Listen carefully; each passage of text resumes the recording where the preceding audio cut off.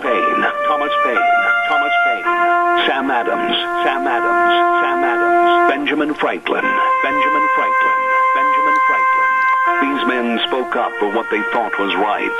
From their courage came such documents as the Declaration of Independence and the Constitution of the United States. From their willingness to speak what was sometimes unpopular but right, we enjoy such liberties as freedom of speech, the right to keep and bear arms, and freedom of religion. There are those who still wish to oppress our freedoms, and there are still patriots willing to stand up and defend life, liberty, and the pursuit of happiness. Men like Zeb Bell, who honor our founding fathers and what they stood for.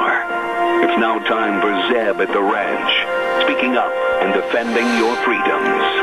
Brought to you by Magic Valley Les Schwab Tire Centers and all of the other great advertisers on the program.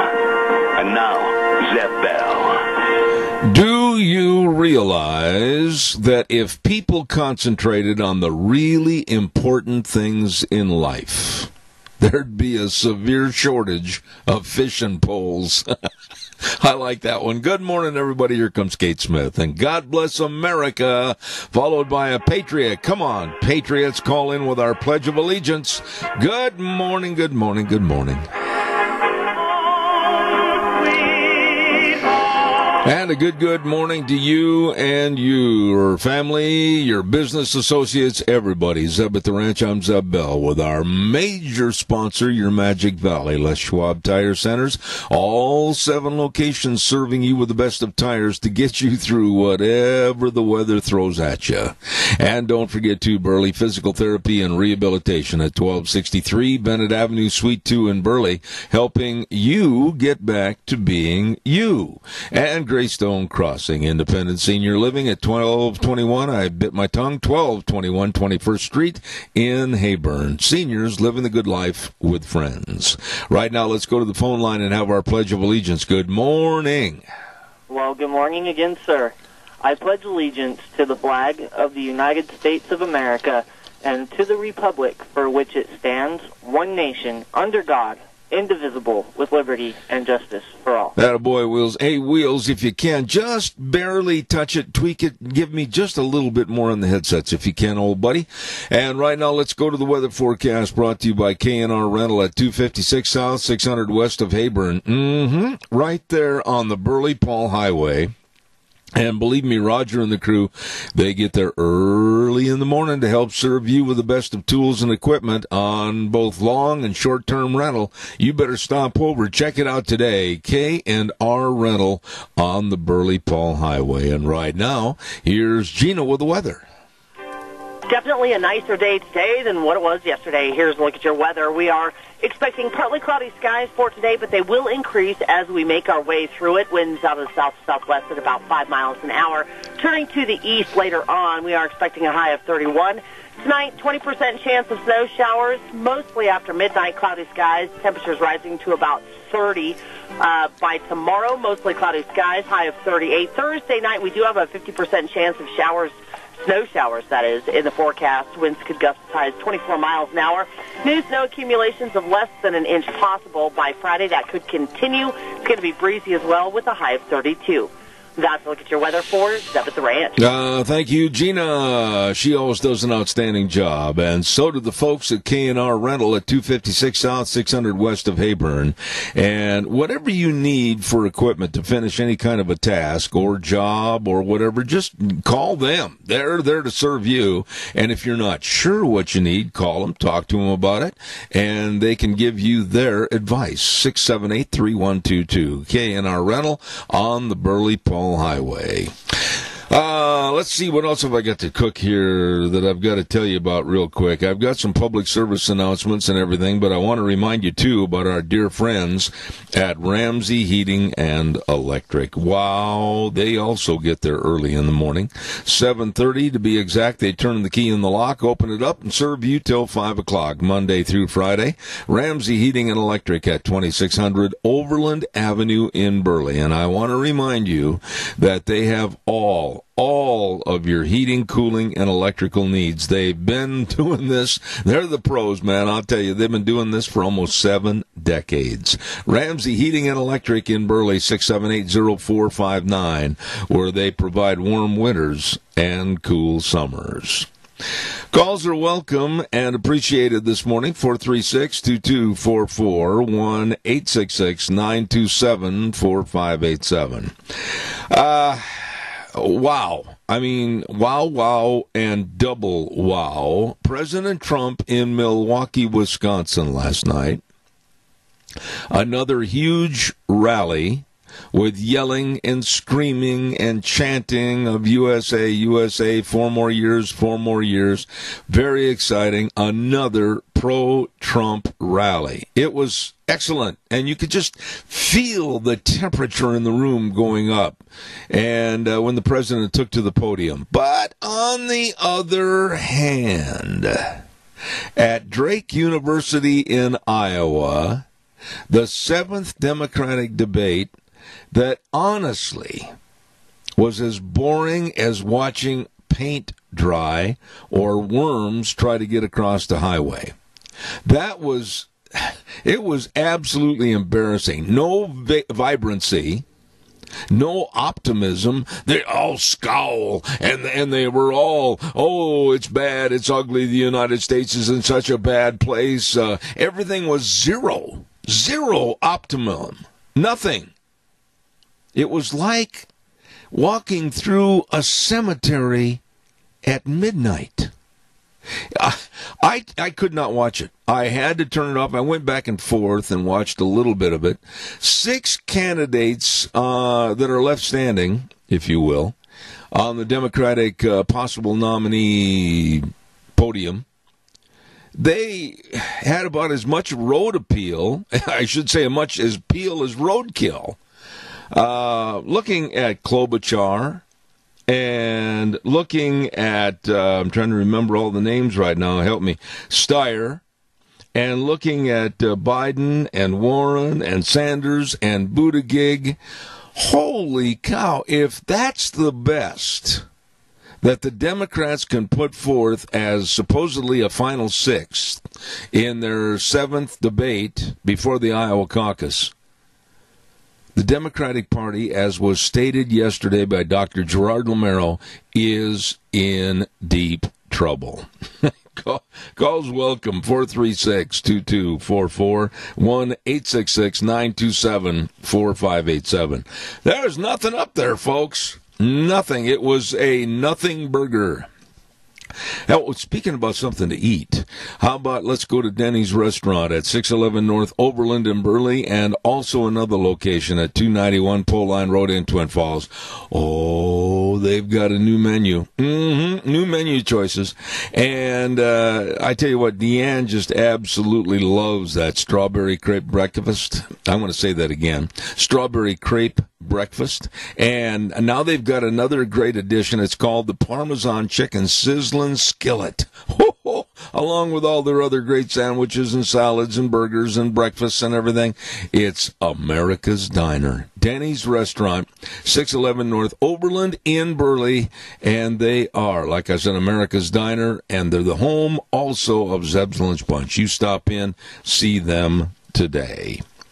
All right, come on, don't leave me hanging. Give me a call. What did you think? Did you watch any of that debate last night, or did you watch the Donald Trump rally? Here's some of the things that I've got to comment on, and I want to talk about each candidate individually in just a moment. So we'll do this, and then we'll come back with more. Don't forget, on January 30th, it's a big night for the Mini-Cassia Chamber of Commerce, because it's going to be their annual installation banquet, January 30th, at the Best Western Inn and Convention Center. I mean, this is going to be a ripping good time, and the doors open at 6 p.m. The evening's going to include dinner, auction, installation of board of directors. Outstanding individuals are going to be honored. It's really going to be nice. And I urge you to contact the Chamber office for tickets, 679-4973. 679-4973. Coming up on Thursday, January 30th, Mini-Cassia Chamber of Commerce Annual Installation Banquet. Caller, good morning. You're on the air. Yes, good morning, Zeb. Hello, Tony.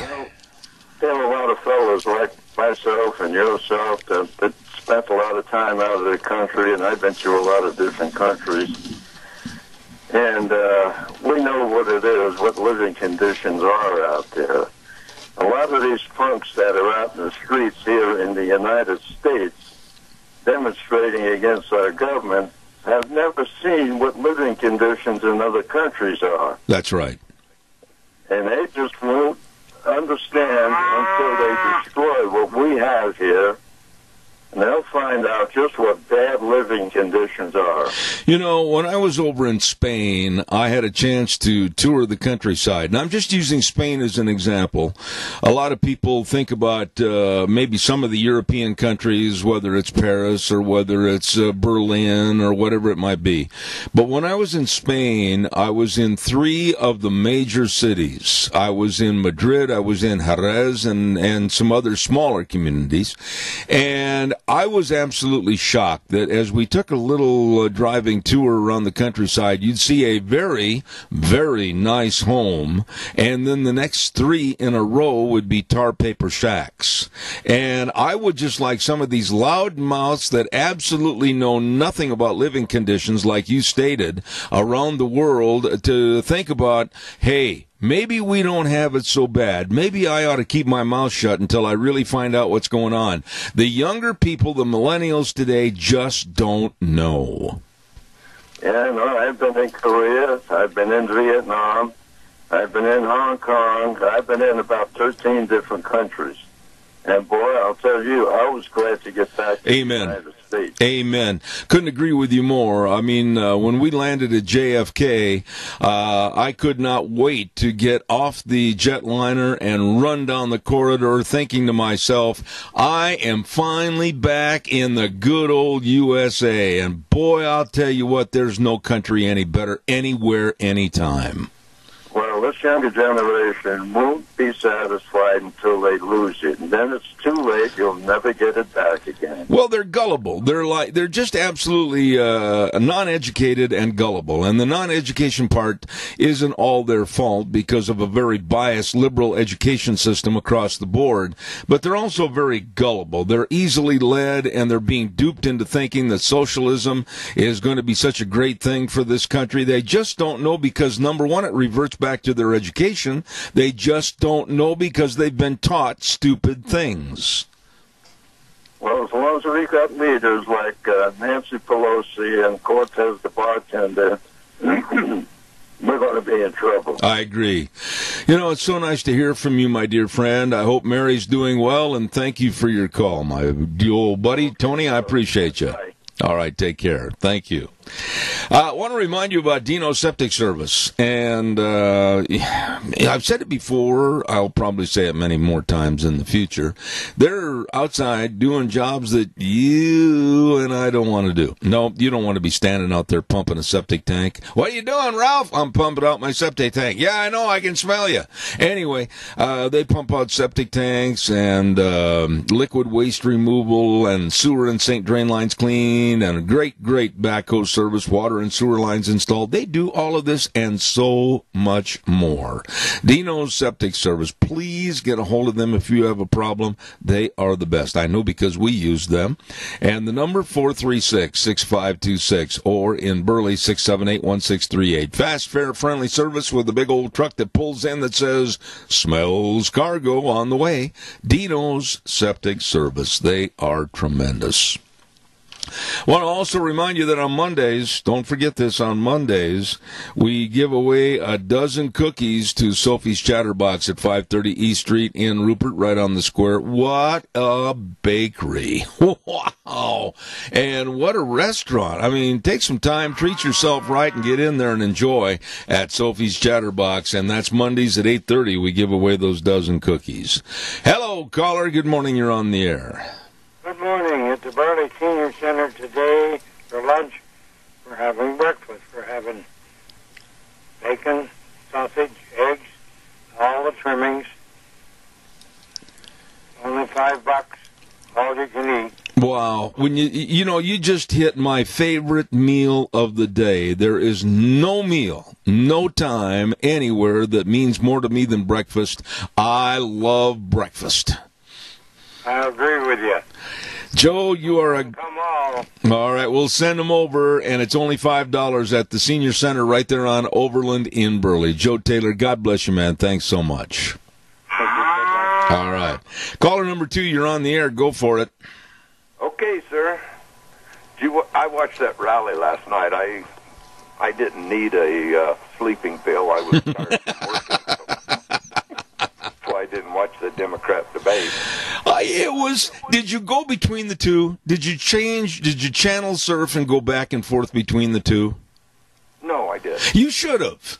I mean, it was like watching a NASCAR race with Donald Trump, and it was like watching a mortician's convention with the Democrats.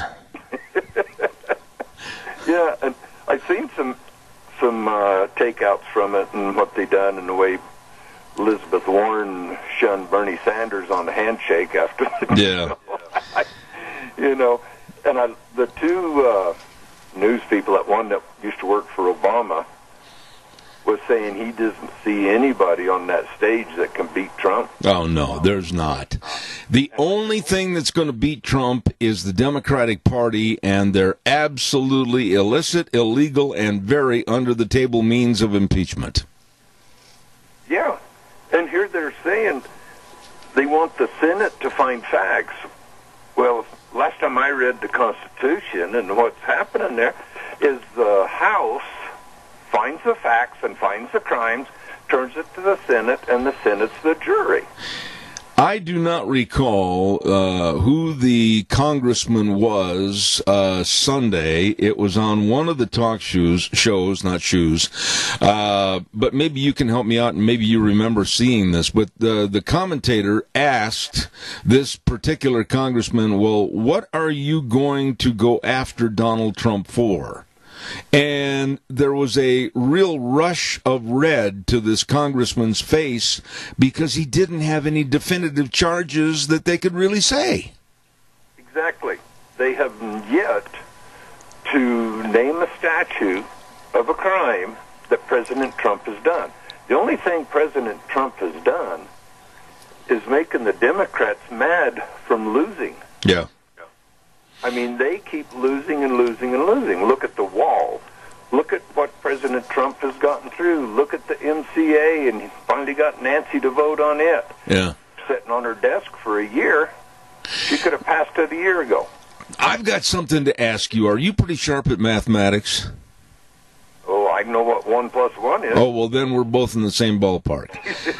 Okay, now listen to this. This blew me away when I read this morning, and I was talking to a good friend of mine back in D.C. earlier this morning about the so-called debate last night. And it was also a very small little story, not more than 8 lines in the paper this morning. Listen to this, and I want you to respond to it. Presidential candidate Elizabeth Warren said yesterday that she'd order her Secretary of Education to cancel up to $50,000 in college debt for about 95% of student borrowers on her first day in office, effectively erasing outstanding loans for about 42 million Americans. Now, what is that? 42 million times 50, that'd be like $210 billion, wouldn't it, with a B? I don't even know. I just saw this. Well, it's way more zeros than I've ever seen on my calculator can't handle that. No, and neither can she. But you know what gets me about this? Excusing debt. I don't think not one of these students should be excused from their debt. If they wanted to go to school, they wanted to pursue a career in pottery or basket weaving at a very high cost, at a very preferential treatment, college or university like USC or Yale or whatever, that's their bailiwick. That's their problem, not mine and yours. Exactly. And I've known students that are out of school now and have a big debt hanging over their head, and all they got was a degree in psychiatry, But with all the people that are suffering in this country, the homeless, and of course people that have other infirmities, and our veterans coming home without limbs, and all the people we could help, why are we excusing billions and billions, I'm saying that with a B, folks, don't misunderstand, of dollars for student loans that weren't paid, just giving them a free education? I do not understand this. Help me, please. Well, can understand it, because if you're not held responsible for your actions, you're going to keep making the same mistakes. I mean, they took out the loan, they signed the paper, and the excuse I got from this one person was, well, I didn't know about interest. Oh, oh my. And you graduated high school with a 4.0 average, and you had no idea about interest. Well, did you go to college, Doug? No, sir. I went to School of Hard Knocks, and I still haven't graduated. Okay, well, I did. And initially, and I've said this story before, initially my dad paid for, let's just say, my short career at the University of Wisconsin, and then we had a mutual parting of the ways. And then I hung around for a while, worked for a living, and realized that I didn't want to do what I was doing, and the good Lord stepped in and kind of led me by the nose as to where I should be, and I went back into college, and I paid for it myself. And you know something? Not only do I have a great appreciation for what I did, but also I have a great appreciation for the education that I received and the diligence that I put forth to study for my career. And I think a lot of kids today, with everything being handed to them, they never realize the benefits of working for something by themselves. Exactly, and that's where I think the parents go wrong in raising children. You need to raise children to let them know if they want something, they can work for it. Yep. And they can work and achieve anything. I got a grandson that turned 17 now, and a year ago I found a car, and I talked to him about it, and I says, hey, it's $600, nice little car. Do you want it? And he said, yeah. And I said, you got to come down and work for me and pay for it. Mm-hmm. So he worked for me, and I'd write him out a check, and he'd cash it, and he'd give me half of that check back to pay for the car. And he paid for the car that one summer. That's great. And now he's got a chance to trade that car off on a lot nicer car for just a couple $100 more, and the person said he can pay me $25 a week, and so he appreciates what he's got. When it's given to you, you do not appreciate. That's exactly right. And I just think that I would love people to call. And I open the call line up right now for somebody to call me and please chew me out, tell me I'm wrong, whatever. But if you're going to go on to a higher education like Harvard, Yale, USC, whatever the college or university, that's not my problem as a taxpayer. Don't make it my problem as a taxpayer. You float your own boat. Exactly. And that reminds me of a quick little story about if you get a ride to the top of the mountain on a helicopter and fall off that mountain, you'll never find your way back up there. I agree. But if you walk and climb and dig and scratch and get to the top of the mountain and get knocked off that mountain, you will get back to the top of a mountain. I couldn't agree more. Doug, I got to run. I got another call waiting. And everybody support the seniors. Doug was going to say that, but I jumped in on him.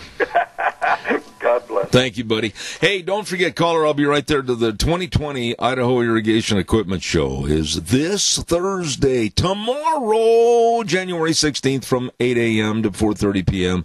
at the Best Western Burley Inn and Convention Center. It's free, no registration, and they're going to have all kinds of irrigation equipment manufacturers, dealers, distributors of landscape and ag irrigation products. Very, very informative educational classes. All of this tomorrow at the 2020 Idaho Irrigation Equipment Show at the Best Western Burley Inn and Convention Center.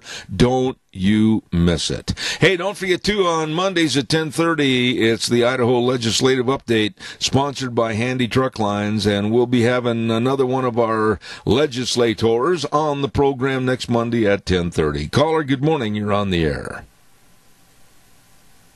Caller, good morning. You're on the air. Yes, can you hear me, Zeb? I can now. Go ahead. Yeah, the reason why this impeachment thing keeps going on is because the day is coming when the Democratic Party is going to have to admit they're wrong.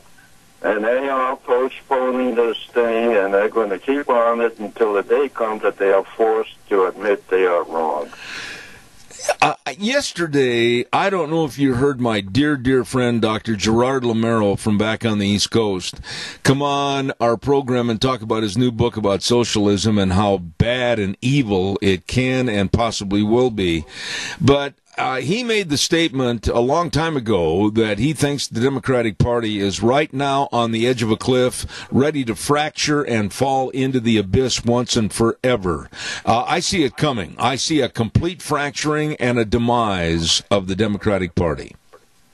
Well, they're finished. At one time, the Democratic Party was a proud party, and I remember that years ago. Now you've got a bunch of socialists and communists trying to make their mark in America, and the only bed they have to lay in is the Democratic Party. I couldn't agree more. I just think that the Democrats, and for those Democrats that are living here in the Magic Valley or within the sound of my voice on the internet service that goes all over the world, I feel sorry for some of them because they're connected to a party that is falling apart, a party that is not progressive like they claim to be. They're a party that's living their life looking in the rear view mirror of the past. Look at what they're trying to do with Donald Trump. Look at what they're trying to do to go back to the Obama days, which were absolutely a dismal failure. And until they start looking through the windshield instead of the rear view mirror, the Democrats are going to be complete failures. Do you disagree or agree with me?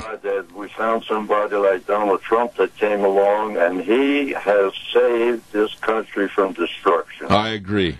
Tony, once again, go warm your coffee up. Stay listening, buddy. Thank you. Okay. All right. Thank you much. Barry Equipment and Rental, sales, service, and parts. And they've got 3 locations to serve you. 159 West Highway 30 in Burley, 465 Addison Avenue West in Twin Falls, and the Nampa location. You know, they've got a brand spanking new inventory. And I urge you to stop in and see Cody down there in Burley and Eli and Twin. And if you're up in the Nampa area, I mean, these folks really have got all the equipment you need for the lifting and the digging and the pushing and the carrying and the leveling and everything else. They're there to serve you with the best of lease programs and financing programs to purchase. You better check it out with all the Doosan wheel loaders and all the Bobcats at Barry Equipment and Rental. Burley, Twin Falls, and Nampa serving you. All right, calls are welcome, 436-2244, 1-866-927-4587. What in the world, and I want somebody to call me and tell me, what in the world was Tom Steyer, multi-billionaire with a B, up there as one of the top 6 Democrats? That guy is nothing more than an escapee from a wax museum. I mean, you look at him, and the word that comes right to my mind every time I see his ads on TV or see him standing at that podium is cold. Really cold. And he has no business being up there. The only reason he wants to be president, the only reason is because he is addicted to green energy. And then you look at Elizabeth Warren and Bernie with their feud, supposedly. In case you're not aware of it, a statement was made by Bernie Sanders a couple of weeks ago. I'm not going to go into the entirety of all this, that a woman cannot win the Democratic nod and then go on to be president. Well, Elizabeth Warren, she got all inflamed over this. And last night, you could see that when the debate was over, if you want to call it a debate, it was more like a Mickey Mouse cartoon show. I got to hand it to Bernie. He stuck his hand out in the good graces of sportsmanship, and Elizabeth ignored it. She would not shake his hand. And then you talk about Joe Biden. Honestly, I think old Joe is going to maintain his level of lead going into the Iowa caucus. I think old Joe is going to continue his level of lead, going along the campaign trail, not knowing where the bus stopped and where he got off to speak, or not remembering quotes that he made to the news. I think old Joe is going to keep on keeping on, but health-wise and mentally, he's slipping down like a hangman's knot. He just doesn't look at all or sound at all like somebody that has the vibrancy and the really wanting to perform as President of the United States. And then you've got little Pete Buttigieg. Yeah, little Mayor Pete. You know, everybody went to school with a guy like little Mayor Pete, didn't you? I mean, you always had this little guy in school that he tried to be Joe Atlas, or he tried to be the Incredible Hulk, and he couldn't, but he always stood I'm thinking of three individuals I went to school with. Little bitty guys, and they would almost instigate a fight or a melee, and then they'd quickly go to the back of the pack and say, "Go get him, guys, I'm right here behind you." That's what Buttigieg reminds me of. He talks tough, but he honestly does not have a clue as to what's going on with trade or economy or anything that is of priority, certainly not immigration. And that was what really surprised me last night, folks. Here we have the 7th Democratic debate on TV last night. And one of the biggest issues in America today was swept under the rug, and all 6 candidates stood on the rug so nobody could peek underneath and see what it was. You know what it was? Immigration. They never once talked about immigration. They never once talked about illegal immigration. They never once talked about all the refugees coming into this country and how many, many states and cities are saying, nope, that's enough, no more. Texas being the leader of that, whoa, stop, no more, that's enough. Nothing on immigration. Probably one of the, if not the, most important subjects to talk about. They just didn't talk about it. Calls are welcome, 436-2244, 1-866-927-4587. Come on, don't leave me hanging. The debate did show how ridiculous and perilous the left and the Democratic Party could be and will be if their policies come into effect. I think anybody that watched it last night with an open mind would say, oh, okay, they're all talking about health care for all. Okay, they're all talking about trillions and trillions of switching and burying a very efficient energy economy and letting the green solar and wind panels, solar panels and the wind turbines take over and lead us on into history, which is the dumbest thing I've ever heard of. And I think with their discussions last night, their lack of understanding and their really lack of intelligence came to the forefront. And a lot of people, I heard some of the people this morning that were being interviewed at a diner back in Minnesota, and they absolutely almost started to giggle as to the stupidity of the Democrats and their policies. Calls are welcome, 436-2244, 1-866-927-4587. Give me a call. One thing that was said, and I'm not going to repeat it verbatim, but I am going to mention it, and this was on the other channel with the Trump rally. President Trump was in home run mode last night. He was just trotting around the bases time after time after time last evening. And one of the statements that really hit a home run with the audience in Milwaukee last night was when he started talking about Iran and General Soleimani and what a worthless killer Soleimani was and a worthless terrorist. And Trump said, "I'm glad the son of a bee is dead." So am I. So are most people. But the eulogization, oh my goodness sakes, I'm having a hard time with my jaw this morning. The eulogies that were given by the Democrats about Soleimani and the almost forgiving nature to Iran being a terrorist nation is absolutely, it's unbelievable. It's unbelievable. Look at former Secretary of State John Kerry. I've never heard anything come out of somebody's mouth that calls themselves an American. He sounds just like a traitor, building up and honoring, and like I said, eulogizing Soleimani and others of the Iranian regime over and above our president and condemnation of our president.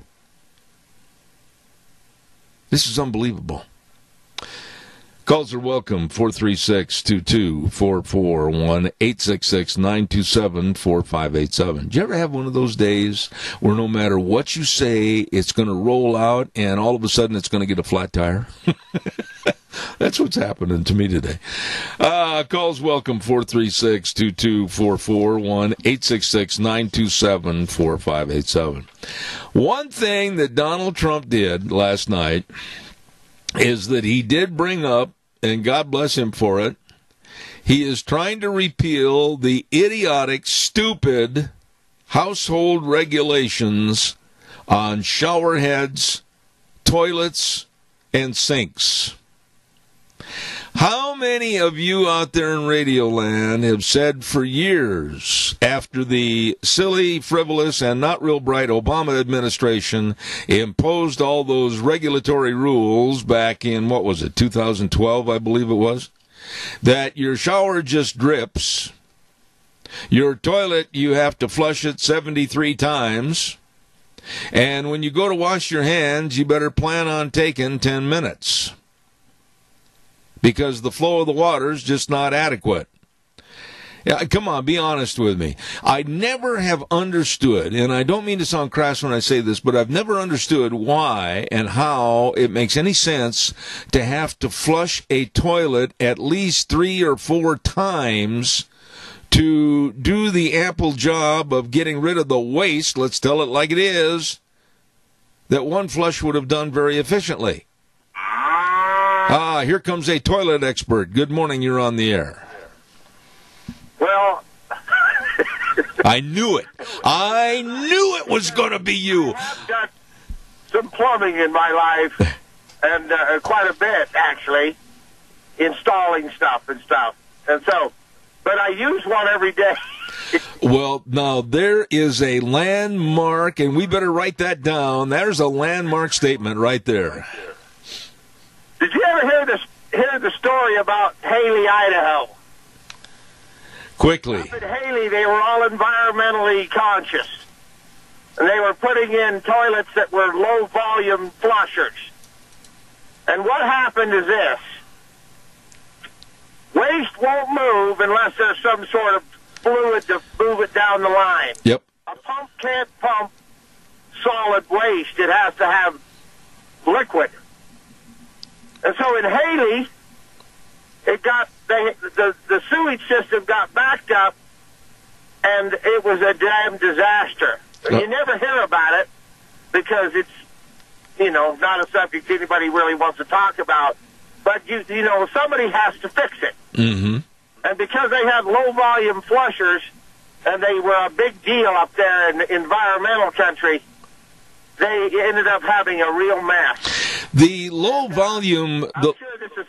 Go ahead. No, I was going to say those low-volume flushers are basically the gift that keeps on giving. I mean, this is so ridiculous that we are absolutely standing there taking a shower that's nothing more than drip force and having to flush toilets 10 times and standing there trying to get water out of a sink to wash your hands. Case in point, yesterday, I had to go to the hospital for a while and walked into the men's room and was washing my hand.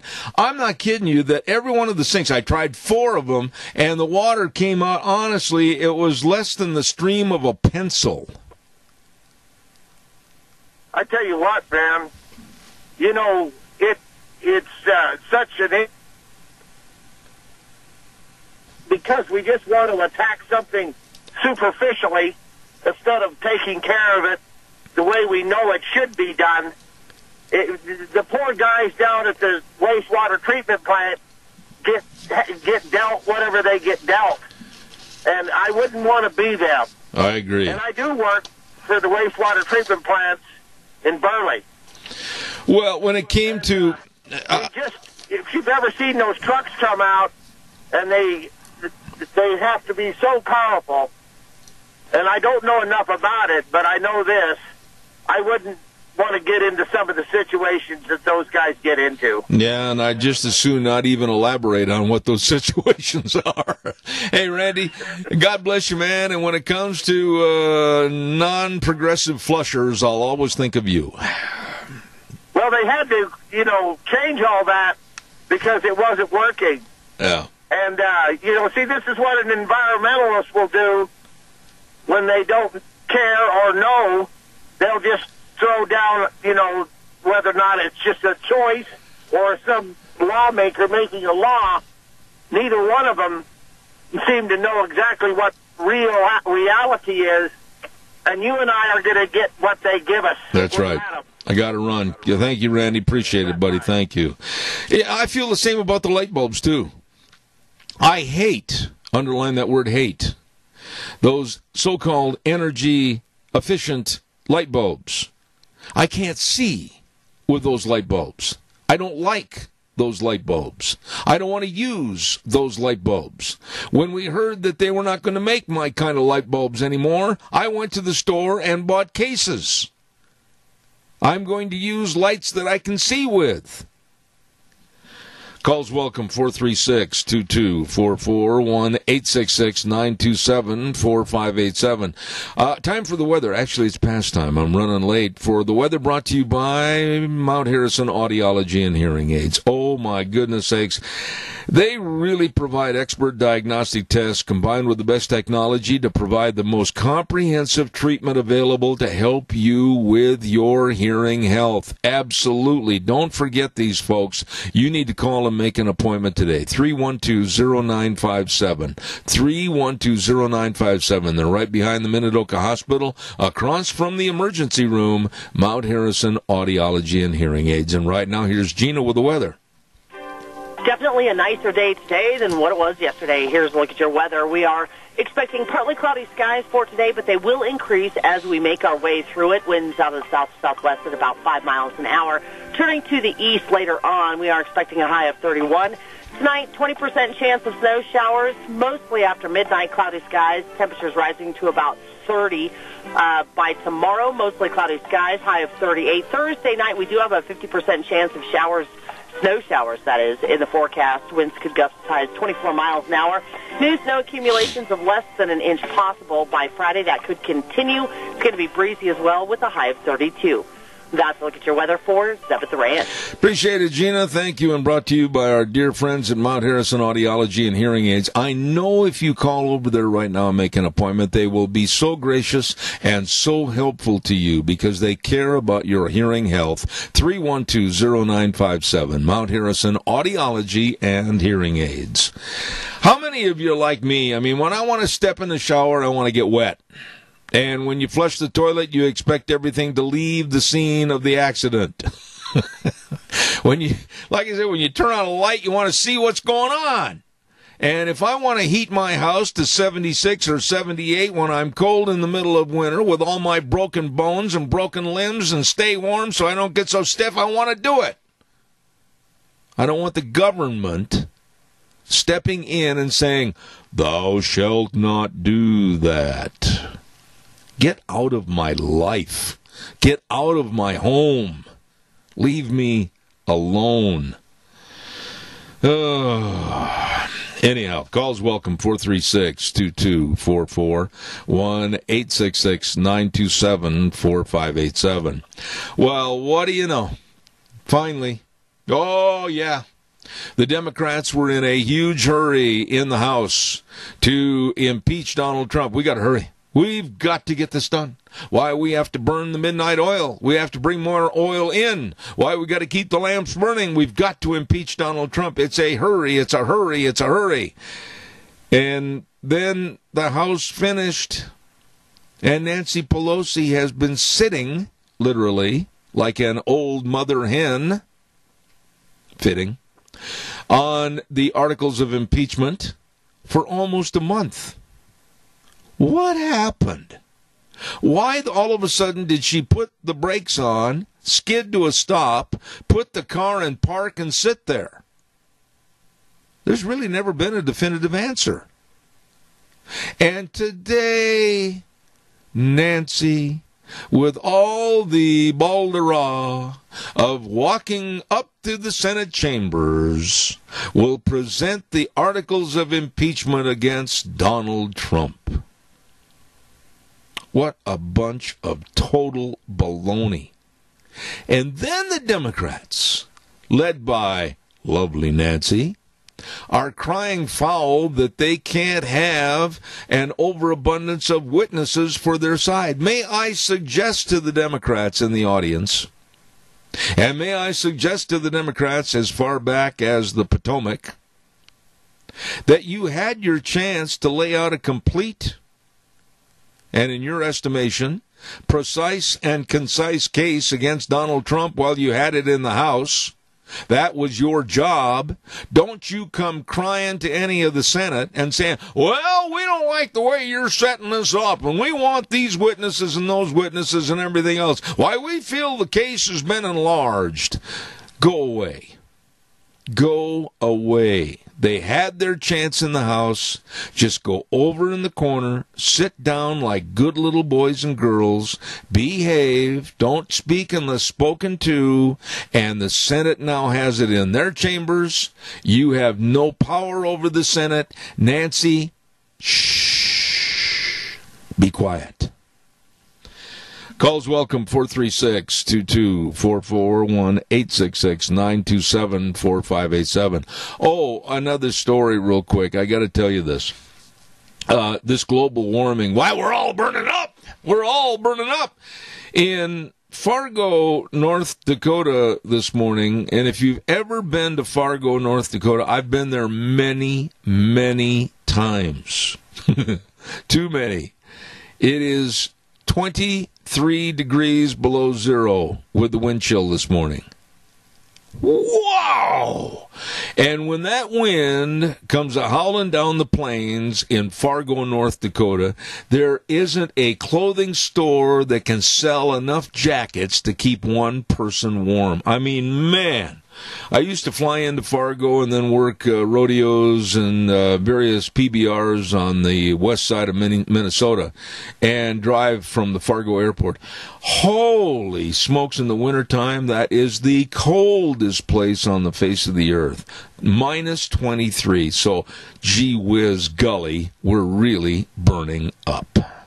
Want to tell you about our friends at your Magic Valley Les Schwab Tire Centers. You know, I want to say this, and it needs to be said. A lot of farmers and ranchers and people in ag don't realize that Les Schwab is your leader in helping you with all the tires you need on the farm. I'm telling you, they're there. They've got service trucks that are going zip, zip, zip, zip, zip all over the valley every day, supplying what you need on the ag and the dairies, etc., all your tires for your backhoes, your skid steers, loaders, everything. So don't you hesitate to give them a call and say, hey, I need help. They'll be there. Your Magic Valley Les Schwab Tire Centers, they are the best. I'm talking about Lane and Rupert. I'm talking about Dave on Blue Lakes and Twin, Mike and Buell, Mike and Jerome, the Twist family in Paul, Daniel on Poline in Twin Falls, and Trent on Overland and Burley. I mean, the best of tires, front end alignment, shocks and struts, brakes, oh my, batteries, it's all there. But farmers, you don't have to call or see anybody else except your Les Schwab Tire Centers. They are there to serve you.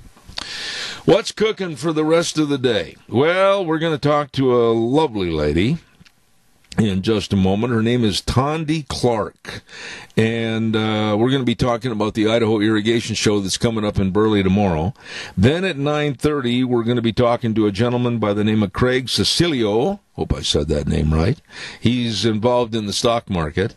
And then we are anticipating, I did not call to remind them, I'm a little concerned, our friends at the Idaho Fish and Game will be here at 10 o'clock, so that's what's cooking for the remainder of this morning. Zeb at the ranch on a cold Wednesday. Right now I've still got only 18 degrees outside, and it looks like it's going to be sunny, but staying chilly. We'll be back in about 7 minutes.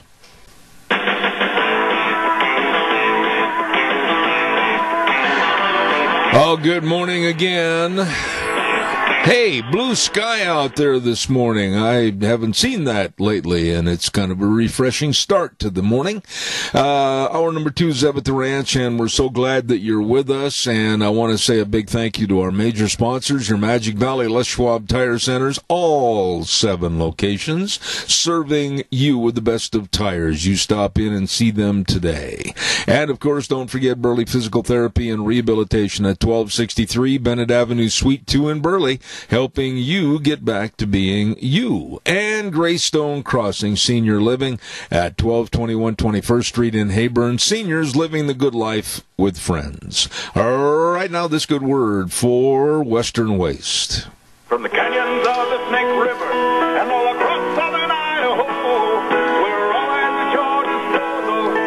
Western Waste Services, we care about community, our resources, and this free land. Western Waste Services is landing ahead, always at your disposal.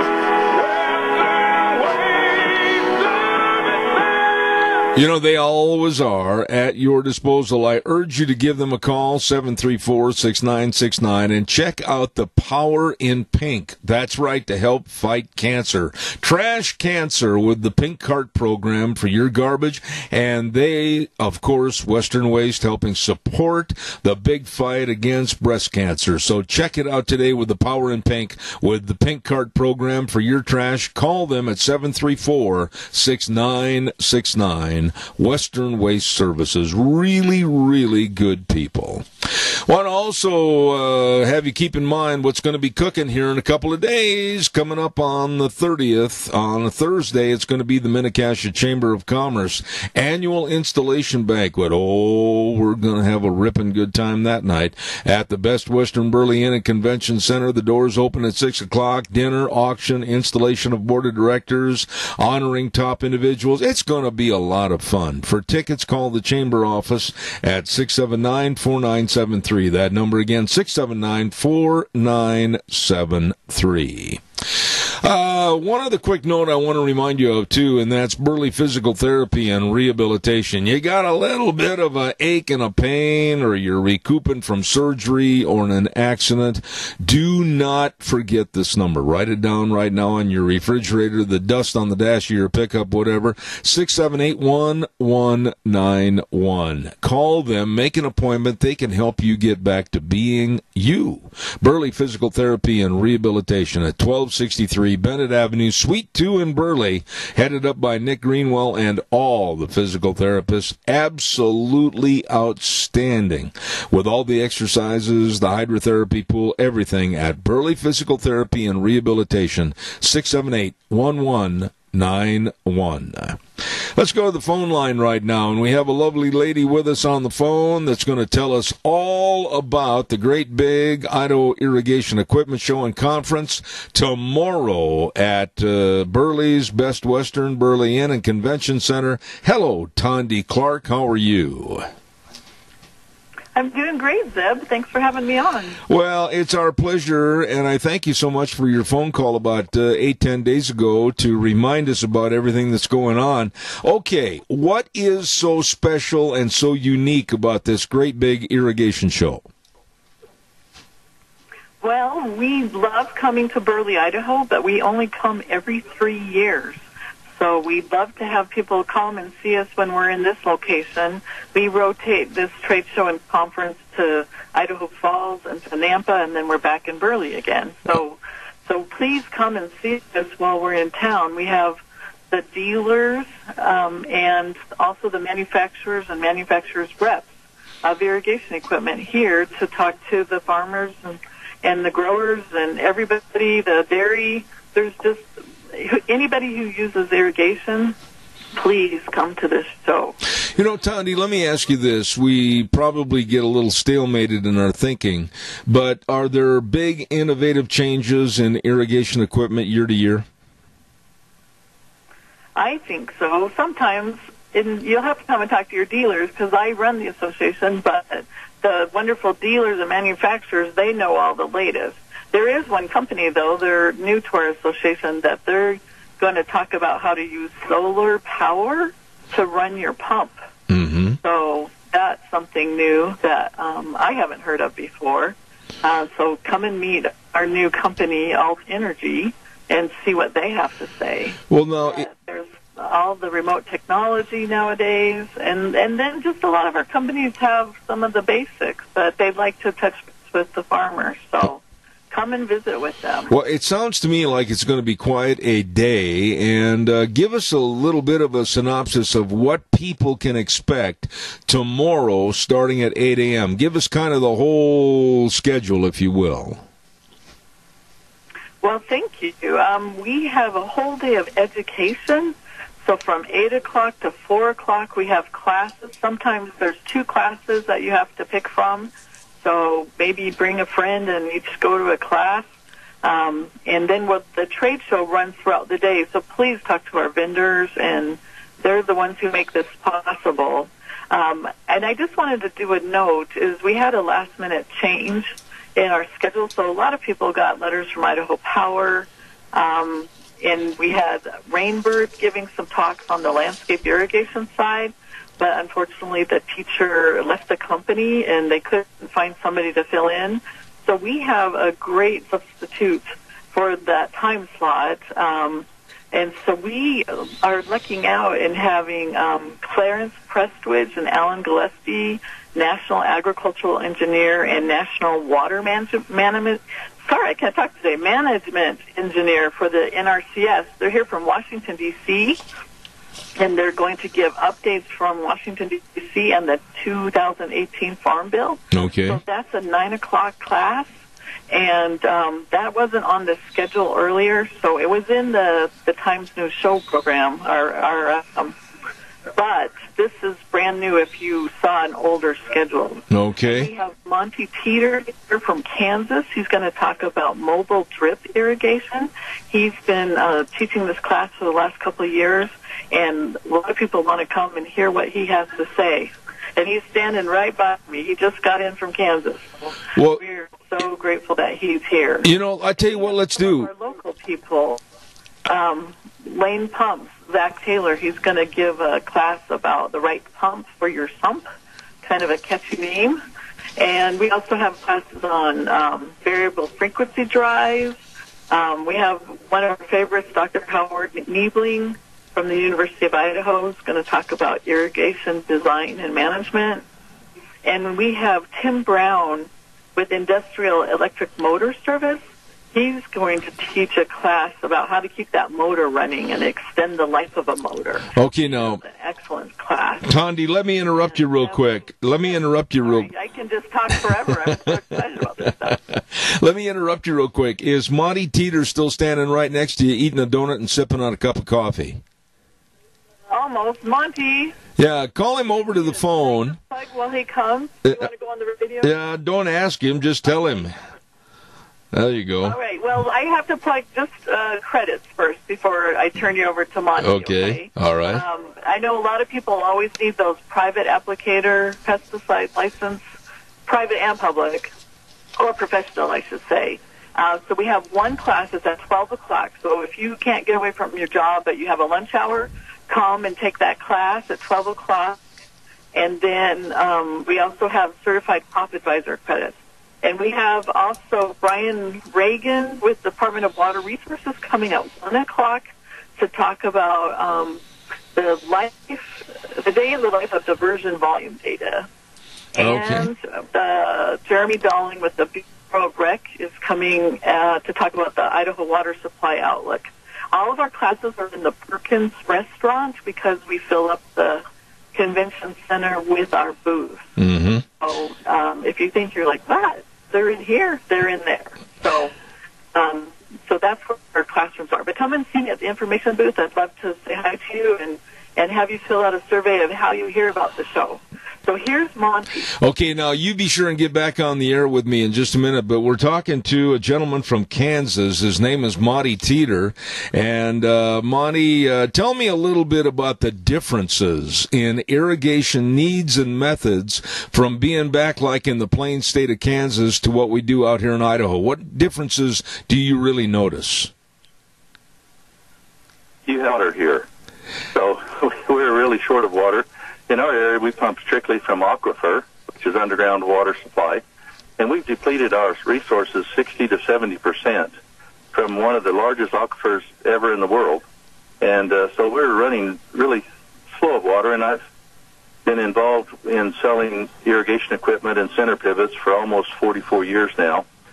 Started when I was 19, and I'm 66 now. But we started 10 years ago to develop a way to try to save water, and that's what Dragonline's about. And I'm sorry if I jumped ahead on your questions there. No, that's fine. You know, I've got a lot of friends back in Kansas. I've announced a lot of rodeos back in Kansas, and I was just concerned as to you telling the audience you've seen our irrigation needs and methods out here, and I just wanted to find out how they compared, or if they compared to what you do back on the plain state of Kansas. Sure. We developed mainly we started working with a type of drip irrigation. We developed a special kind that we drag behind the center pivot to eliminate evaporation, wind drift, and compaction in the soil. And we save 20 to 50% of the water by doing that. And that leverages our water to maintain growing and to stay in business. Where here, as I drive around and with your big end guns running everywhere, you have plenty of water. But you do have runoff issues. You do have sealing of soils, and I believe that through Dragonline technology, that you could save 30 to 40% of the water that you're pumping on, still raise the same crop, and eliminate all the compaction issues. We eliminate wheel tracks. So if wheel tracks an issue for growers, we can show people how we just eliminate wheel tracks. They're non-existent. All right. But then also, pumping water is energy. And as energy gets more expensive all the time, we believe we can help people save 30 to 50% of their energy cost, even though they don't want to particularly try to save the use of water, but maybe energy is an issue. Or deep percolation of fertilizers. We eliminate the percolation of fertilizers so much. So there's a lot of things that we can do to help the growers here that are different than where we are from in Kansas. You know, I really appreciated you on the spot coming on the air and visiting with us. And, Monty, I wish you to have a great irrigation show at the Burley Inn tomorrow. And if you'd hand the phone back to Tondy Clark, I'd appreciate it. Thank you, sir. God bless you. I appreciate it. Thanks for the opportunity. Thank you. Transform center pivot irrigation through drip technology. So come say hi to us. All right. We'll send them by. Is a training time that I do. All right, sir. Thank you very, very much, Monty. Appreciate it. Well, Tondy Clark is... He's been coming to Idaho every year this is his third year now. So. All right. Give us a real quick wrap-up, Tondy, of what everybody can expect tomorrow when they check in at the door at the Burley Inn Convention Center. I mean, it's free, no registration, and a lot of good things going on. Give us a quick wrap-up. Well, we're just excited that they would come. We hope that you come and take advantage of this free education. We have some wonderful classes, as you heard, plus some these wonderful vendors who come, and some of them are coming from Washington, California, Utah, Kansas, and so they've come a long way to show off their stuff and to answer your questions. And these classes are incredible, and you can get credits if you need them. And we're just here to facilitate communication. We have government agencies here. We have wonderful dealers and manufacturers. So please come see us. We're just looking forward to having a really wonderful show, and we love being here in Burley, and we appreciate this time to talk about our show. But come, no registration. I'll be in the back convention center entrance, so if you want to stop by there and come and take advantage of this wonderful opportunity. There you go. Tondi Clark, thank you, with the 2020 Idaho Irrigation Equipment Show. It's at the Burley Best Western Inn and Convention Center tomorrow, starting at 8:30, January 16th. God bless you, Tondi. Thank you. 8 o'clock. 8 o'clock to classes at 8. 8 o'clock to 4:30. There you go. All right, thanks so much. God bless you. We had a little delay there on the phone, and I apologize. 8 o'clock in the morning till 4:30 in the afternoon. Everybody register. Lots of great classes. Going to be a great event tomorrow at the Burley Best Western Inn. Okay, we got to pay some bills here right now, and I want to remind everybody, too, about Hanson Mortuary and our dear friend. He's been with us for a long time, Joel Heward. Thank you, and for all they do to help the community. Hanson Mortuary at 710 6th Street in Rupert. Joel Heward, his family, and his staff serving you, and always providing the families they serve with the best possible support and comfort. And don't forget, always upholding the highest ethical standards with unquestioned integrity. They really care, and they will work and serve you. Hanson Mortuary at 710 6th Street in Rupert. Number to call, 436-5636. I'll repeat that number, 436-5636. And Joel Heward also serving you and your family at Morrison Payne Funeral Home on East Main in Burley. One other quick note, and then I've got a story that I just want to get your reaction to. I want to remind everybody about Let's Ride, 270 Highway 24 between Rupert and the World. They're open Monday through Friday, 9 to 6, Saturdays, 9 to 4. I mean, this is where the fun is. All you have to do is go over there. They're open Monday through Friday, 9 to 6, Saturdays, 9 to 4. They've got all your snowmobiles. They've got all your snow bikes. Yep. I'm telling you, the best of accessories and a super service department to keep you running. Let's Ride, 270 Highway 24 between Rupert and the World, and make no doubt about it, this is where the fun is sold.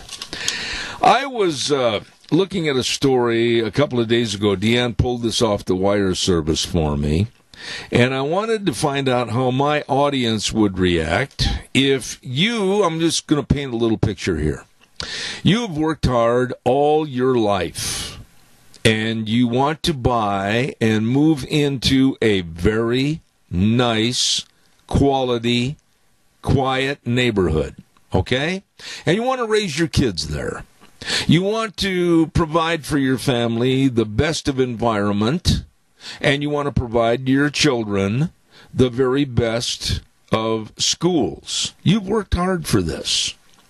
But then you get a state legislator that wants to go into your neighborhood, and he wants to add high-density, low-income housing and offer it for other neighborhoods to come in and live at very low rates. Their claim is that they want to infiltrate the people that have worked hard, the people that have better homes, the people that take care of their homes, the people that send their kids to the better schools, the people that have affordability to literally have the best in life, and they want to lower that standard. They want to bring in the low-income folks to live in your neighborhood and go to your schools because they claim that if they do that, those children will have a better chance at getting a better education and learn more. Do you agree with that? It's social engineering, and it's all by a Maryland legislator, a Democrat, that wants to identify affluent suburban neighborhoods and target them for low-income, high-density housing. How do you feel about that? What do you think about your neighborhood all of a sudden being targeted, and they say, well, we just don't like the way you live. You bought a nice home, nice yard, you've got a lot of nice things, but we're going to change that. We're going to change that. We're going to bring in low-income housing and stick it right next to your garage. What are your thoughts about that? Some of the people that I've read that have responded said changing the character of what they call opportunity zones, that bothers me, could also lead to the residents who raise high-earning children to get out, stay out, and move out. And this social engineering was similar to efforts that they used back in the 1970s of busing to schools based on the assumption that if kids in a particular school score higher on tests than low-performing students, if they're moved into that area and that school, they also can be better achievers. I want your thoughts on it. What do you think about somebody all of a sudden, you really take care of your property, you really take care of your lawns, you really grow nice flower beds, you've got a nice family, you've worked hard for a good car for the family, everything you've worked hard for, and then all of a sudden the government says, no, thou shalt not live like that. We're going to change it and bring in high-density housing to bring in people that want to be like you, but they can't afford it. What are your thoughts? Give me a call, 436-2244, 1-866-927-4587. While I'm waiting for your call, hopefully on the way, don't forget the very best of insurance coverage from our friends at Cameron and Siemens Insurance, Highway 24 in Rupert. Life insurance, health insurance, retirement planning, employee benefits, all of this and so much more. Todd and the crew very dedicated and responsive to your needs, so please get a hold of them. Make an appointment today at 436-4424. That number again, 436-4424. Cameron and Siemens Insurance, Highway 24 in Rupert. Really, really good folks. Yeah, everybody is trying to change things. There is a hatred, a demonization of people that have worked hard, achieved, and have success, and try to live a lifestyle of where they're comfortable and they're happy in a neighborhood that's quiet and virtually crime-free. And the left says, no, you can't have that. We're going to bring in high-density housing, low-income folks. They're going to live right next door to you so they can watch and see what you do, and maybe they might try to imitate you. And then maybe they won't. What are your thoughts? Give me a call, 436-2244, 1-866-927-4587. I just don't like this engineering and this hatred of people that have really worked hard all their life to achieve something. And they take pride in what they've done. They take pride in their family. They take pride in their surroundings. And the left and the progressive attitudes of the left, if you want to call it progressive, trying to take away, denigrate, and destroy so that everybody is on the same equal low-level plane. Disgusting. Nothing more than engineered socialism. Calls are welcome, 436-2244, 1-866-927-4587. In just a few minutes, we're going to find out everything about the stock market that you didn't know, wanted to know, and maybe didn't even think you wanted to know. We're going to have a gentleman by the name of Craig Cecilio on our program in just a moment. I've got a quick note here that the Mini-Cash Veterans of Foreign Wars will be sponsoring a fundraising breakfast on Saturday, January 18th, starting at 8 in the morning, go until noon, and boy, are they going to have a ripping good menu of pancakes, eggs, bacon, sausage. Oh, man, all you can eat for $10 for adults, $25 for a family of 4. People under 3 and over 80 eat free. Boy, I tell you. And all the proceeds go to help the vets. For more information, call Clark Dixon, the commander, at area code 208-650-9652. Don't forget that. I've got one other note here, and then we're going to go to our guests for this next half hour, and I want to say a great big thank you to 7K Metals. If you're not familiar with who 7K Metals is and what they do, I'll try to explain it to you in less than 30 seconds. 7K Metals, you can help yourself build your own financial security and future through the purchases of silver, and silver is escalating in value. That's right, you can have these silver purchases sent right to your home, and you can create your own security bank through silver. It's a great savings opportunity for you and your family, and a valued treasure for your loved ones in the future. I urge you, I really do, I urge you to call a couple of friends of mine, and that's Lon Hardy at 312-8699 and Sharon Wilmot at 430-3259. Tell them I told you to call and find out more about silver in your future with 7K Metals. Let's go to the phone line right now, and our next guest is ready and raring to go. He is the CEO and founder of Diversity Funds, which is a high-tech enabled platform. Craig Cecilio, good morning, sir. How are you? Great. How are you doing this morning? I'm not too bad. I've got to admit that when it comes to my knowledge and anything to say about the stock markets or markets in general, I've got a lot to learn, and I'm sure you're the man that can help me. I guess what I'm going to... Go ahead. Oh, I'm going to say I'm no expert in the stock market whatsoever. I've been trying to figure that out my whole life. Well, I tell you what you do know, though, is you know the effect, the cause and effect of what's going on with the markets. And I think I'd like to start, first of all, with Iran. They seem to be the kind of the Black Bart, if you will, that's involved in the world's problems right now. And they also have a lot of control over the Straits of Hormuz with the flow of oil going to other destination points. How critical is this situation with Iran and oil prices and the markets? Wow, that's a tough question. It is a hotbed. I've always felt for a long period of time we are actually going to have to confront them sooner or later and deal with it. As far as how it affects the everyday person, right now I think we're okay. I don't feel that's hitting anyone's pocket in any manner whatsoever. But there is some concerns. There is some concerns of how what's going to happen over there, and what's going to happen actually to the people over there. Are the people really going to allow the regime to stay, or is there going to be some regime change?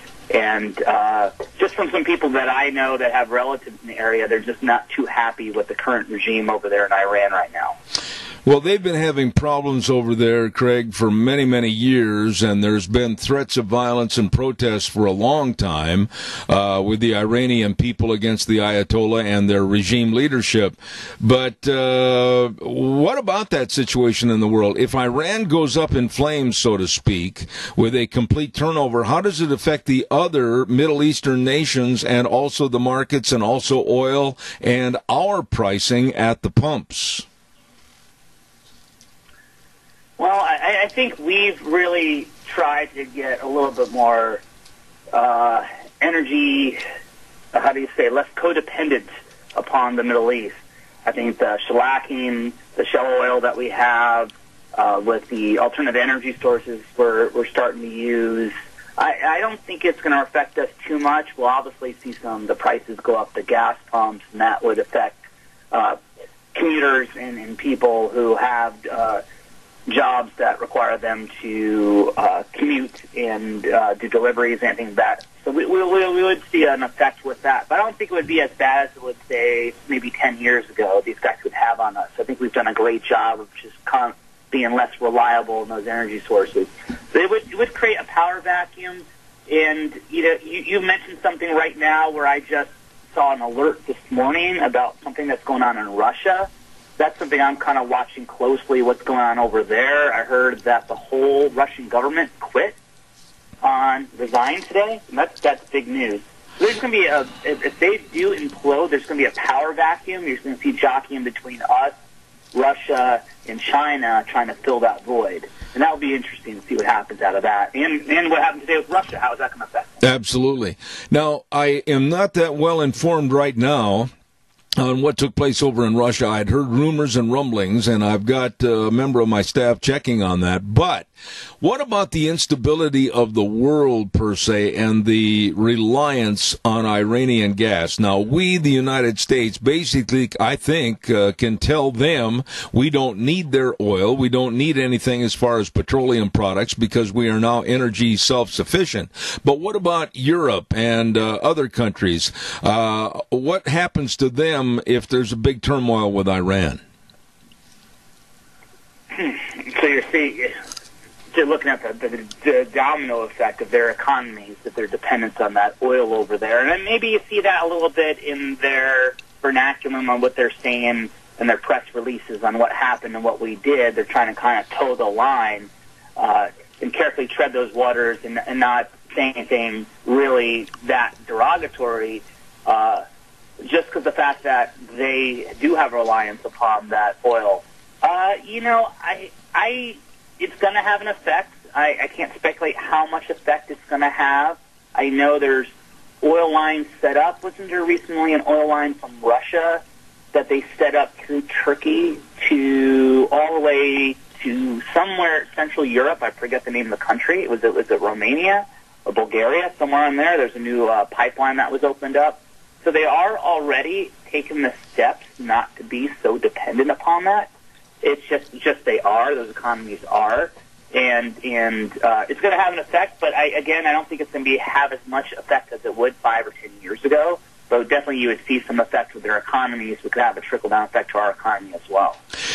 I'm going to say this, and I want you to respond to it. If you agree with me or disagree, that's fine. I've got big shoulders, I can take it.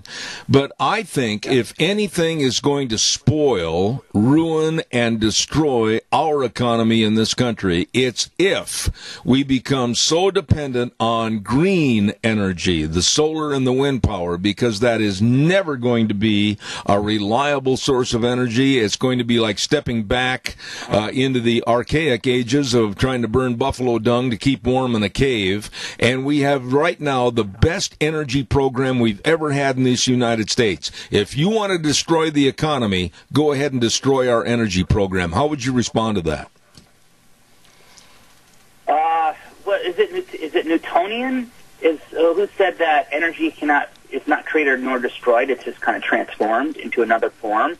So I really believe at the end of the day that you need to have a balance between everything. So I don't think we'll ever be 100% wind or solar or battery powered. There will always be a combination, and there's always will be technology out there that technology is great. Technology is always improving this stuff, and we'll always take care of things and make things more efficient.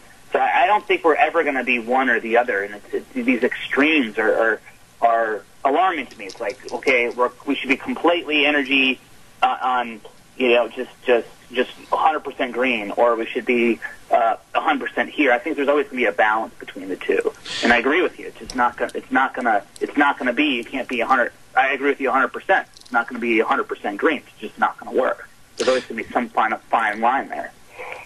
They have on your information sheet that you are America's super athlete investor. What does that mean? Well, I like to challenge myself athletically as much as possible. I just like the challenges of the human body. How much can I press myself outside myself?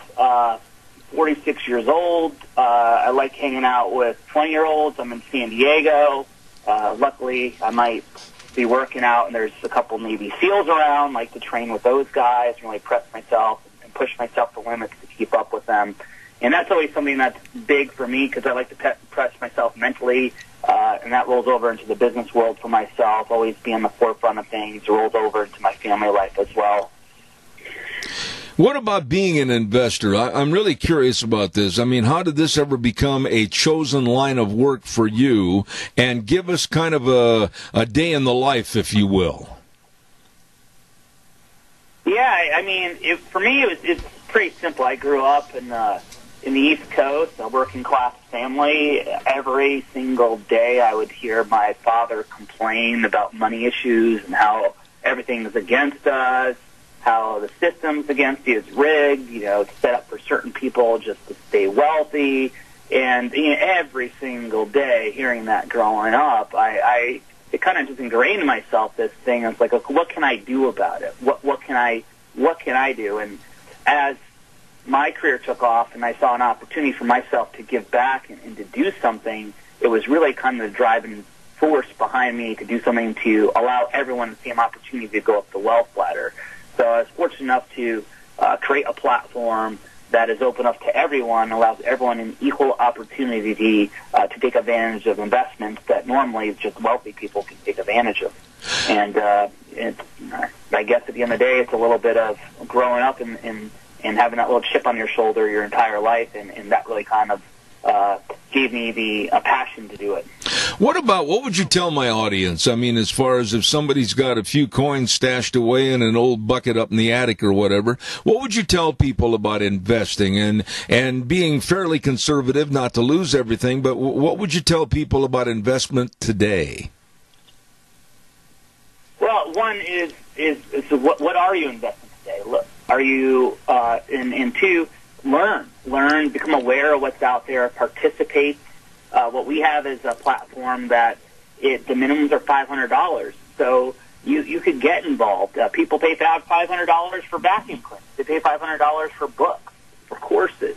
So you could pay $500 with your own money and to learn how to invest. So just kind of participate, learn, get awareness on it. Everything is online nowadays. Everything's digital nowadays. Opportunities are opening up all over the place. Just get involved and start participating, start learning. Let me ask you, and I'm just curious, because what are let's limit it to 3 entities that would be fairly safe investments? And I would say that it would be in the food industry, I would say it would be in the energy industry, and I would say it would be in the construction industry. How far off am I? Construction and real estate, should we loop those together into one? Mm-hmm.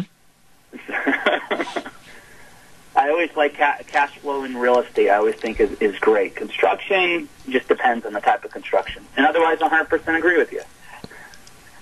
What other topics for my audience would you tell them that they should consider as far as if they're trying to make a few extra bucks and maybe plan a little bit more for retirement?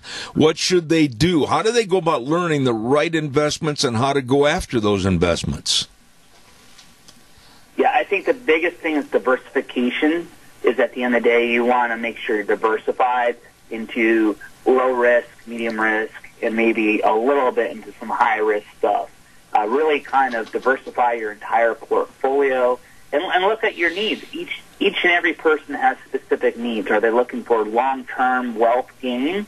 If you're looking to do that for retirement or for something 5-10 years down the road, that's a different type of investment option than doing something that you need fairly quickly and very liquid with, where you need to look at your specific situation and then invest accordingly. And nowadays, with technology and with our platform, it's not like you have to stick all your eggs in one basket. You could try these things out for as little as $500, $1,000, $5,000, or whatever it is. So you're allowing that to season. You're allowing that to for a long-term outlook, where your short-term financial your financial outlook could be based on more liquid investments. Let me ask you this, and if you don't want to answer this because of fearing too political, you don't have to, but I'm very blunt. I look at the Trump economy. I look at what this man has done as a businessman, his high success rate. I look at what he's done for leading our economy out of the doldrums from the Obama administration, and I'm very, very much in support of his getting reelected in 2020 because I have not seen one single Democrat stand up at the podium and say anything that could add or enhance to his economy, and I see nothing but negative from the Democrats. How do you feel about it?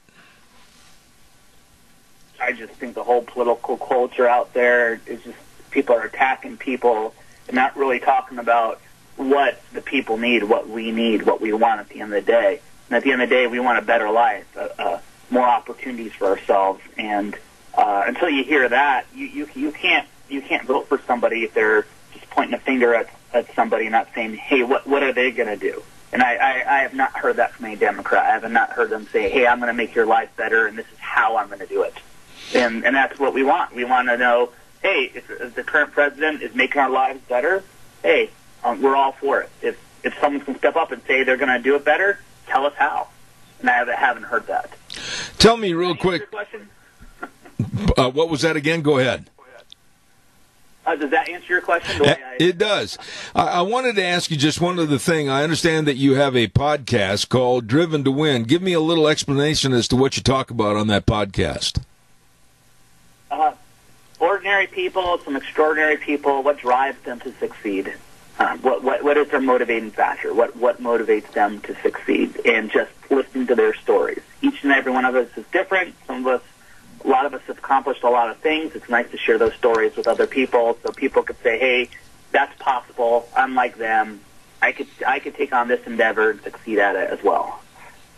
So you would agree with me, as I say every day, that in this country, the greatest country ever on the face of the earth, you personally can succeed if you try in America. Anybody and everybody has the same opportunity to be successful if they'll put forth the effort, correct?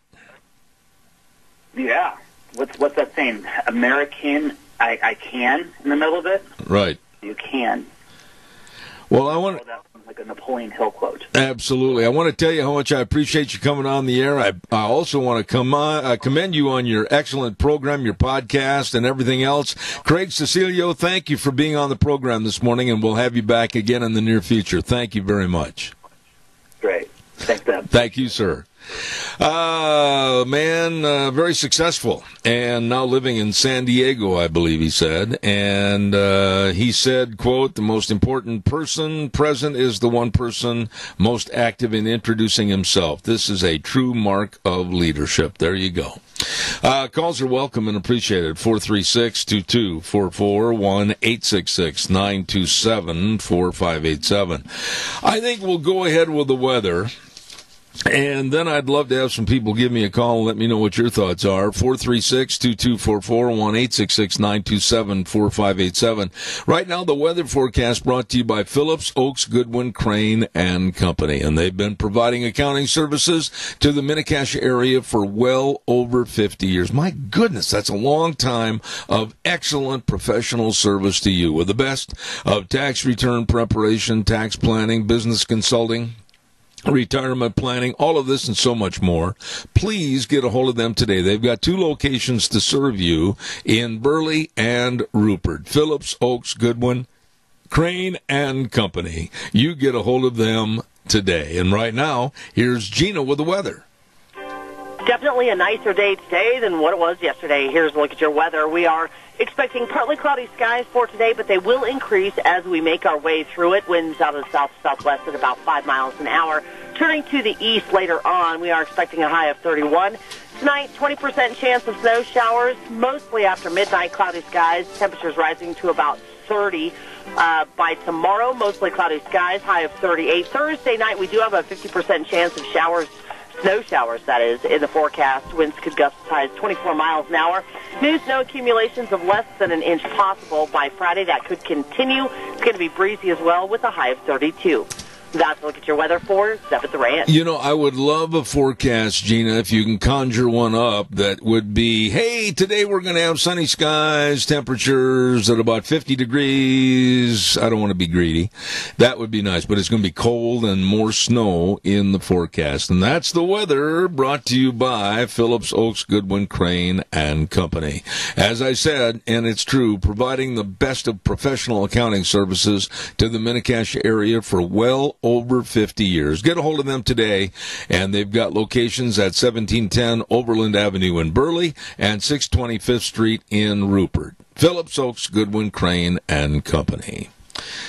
I also want to take just a moment to tell you again about that Idaho Irrigation Show. I know a lot of you folks called during the news break and everything about what time does that start? 8 o'clock in the morning tomorrow morning, goes till about 4:30 or 5 o'clock tomorrow night, right there at the Best Western Burley Inn and Convention Center. And it's the 2020 Idaho Irrigation Equipment Show, and it's going to be with absolutely 50 or more irrigation equipment manufacturers, dealers, distributors of landscape and ag irrigation products. Wow, and educational classes. I mean, they're going to have all kinds of great educational classes for you, and it's free. No registration. Just stop down to the Burley Best Western Inn tomorrow and Convention Center for the 2020 Idaho Irrigation Equipment Show. All right, we're going to change things a little bit today, and tomorrow, lovely Sharon is going to take over the program for me. I have to take care of some things with my health tomorrow. Last couple of days, just share this, we've had some little bitty problems come up, and so I'm going to be gone tomorrow, and Sharon's going to take care of some things as far as the radio program is concerned. She and Gina always do such a fantastic job, so she'll be on the air tomorrow on Thursday. So we're going to move some of the things that are scheduled for tomorrow. We're going to hit them today. One of those being, if you're hungry and starving to death, I know some great places for you to go. I mean, some really good places for you to go. And one of them being AC Drive-In at 601 East Main in Burley. Oh my goodness, listen to this. Strawberry, cherry, and raspberry shakes for the celebration of Valentine's Day. I knew there was a reason I was going to go have one. And all the burgers, especially the famous Farmer Brown burger, and all the fries and special sauce, everything on the menu great at the AC Drive-In, 601 East Main in Burley. Well, let's move on over to the Taco Bandito at 2301 Overland in Burley. Oh my goodness sakes, they're now doing DoorDash. You can go online and order your food. It's delicious. And don't forget, they've got great breakfast burritos, and the pork burritos with beans, pork, rice, sour cream, and cheese makes my mouth water. All of this and so much more at Taco Bandito, 2301 Overland Avenue in Burley. Moving over now to not one, but two locations of Burgers Etc. 124 South Oneida in Rupert and 700 Overland in Burley. And listen to this, $1.29 for a hamburger after 3 p.m. in the afternoon, and $1.59 for a cheeseburger. Well, put me down. I'll be there. And soups every day, different flavored soup. You're going to love it. Great food and really nice people at Burgers Etc. in Rupert and Burley. Let's not forget also our friends over at Steve-O's. And I'm just mouth-watering good on all these different menus. I'm sorry. Steve-O's at 290 South, 600 West of Heyburn. And they've got those fantastic buffalo burgers and the cheesy broccoli spuds. And they've got all those different flavors of cupcakes all the time, along with all the other great menu choices. I mean, don't tell your wife what's for dinner. Take her out. Take her out to Steve-O's at 290 South, 600 West of Heyburn. And those are just a few great places to go when you're hungry and starving to death. You be sure and stop in and see those folks. One other item that has been given to me, and I better get this on, it's going to be in just a matter of a few weeks. It's the free soil health workshop and lunch, sponsored by the Soil and Water Conservation Districts in the Mini-Cassia area. It's going to be held on Wednesday, February 6th in Burley. And I'm not sure, they didn't put on the PSA as to where the exact office location is, but I'm sure that if you call them at 572, that's with the 208 prefix, 572-3369, and registration available at their website, minnecassawcd.com, okay? Got you covered on that. Coming up on February 6th. All right, I got time for one more call, 436-2244, 1-866-927-4587. Give me a jingle on the landline. And once again, last night, the 7th debate, the last one, prior to the Iowa caucuses. And they were about as interesting as, like I said earlier, watching a worm try to get across the hot highway. And there really wasn't any emergence of any one particular individual to say, I'm in command, I'm taking over, and garner all the votes. And so we're going to see the six that were up there, whether it was Klobuchar or Steyer, or Biden or, Sanders, Warren, and Buttigieg, really no real big front runners. And on the other side of the dial, like we mentioned, there was nothing but enthusiasm, optimism, and just absolute personality being exuded by our President Trump as he had a rally back in Milwaukee, Wisconsin. Wheels, I wanted to ask you a question. It's been a little cold in the morning for you to push yourself up that ramp. How's everything going for you? Well, to be honest with you, I know it took me an extra couple minutes to get in the building this morning, but that's the thing is I wanted to make sure I got up the ramp because it was a little slick. I was going to ask you, when there's snow and ice on that ramp and we haven't developed yet that catapult system to get you up there for fear that you might miss the entryway and end up over at the Minico High School, how tough is that on snow and ice? You know, to be honest, it can be challenging sometimes. It just depends. But at the same time, too, man, I have to tell you, I do have enough tread on my wheels. So those puppies, they do help me, for the most part. But, that's just the thing is, as long as I know that, there's some type of dirt or whatever there, I have no issues. So. Well, I tell you what, I can just see Gina and Scotty going out early in the morning with a great big shovel full of sand, getting ready in preparation for your arrival. Oh, boss, you couldn't have said that any better. They do that already. So they take care of me pretty well over here. So I'm grateful for that. Yeah, you're doing a good job over there, buddy. We appreciate it. Thank you. Right now, we're going to tell everybody to go to the CBS News with us, and we'll listen to what they're doing to tear apart everything. And we'll be back in about 7 minutes with the fishing game. Don't go away. Zeb at the Ranch.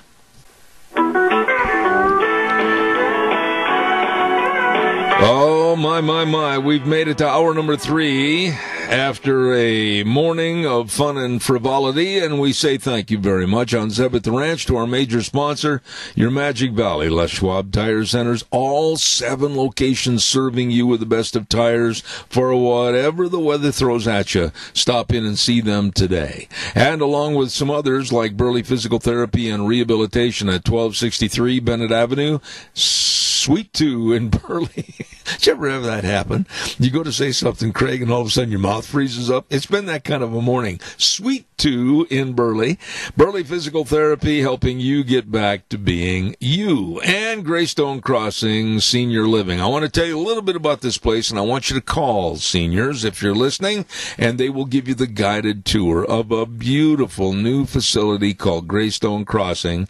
It's right there on Alfresco Road. That's 21st Street. It's just a mile east of Walmart in Heyburn. My, oh my, beautiful facility. They provide 3 meals a day, plus snacks, plus housekeeping and local transportation. Seniors, check it out. Call the number 650-4979. That number again, 650-4979.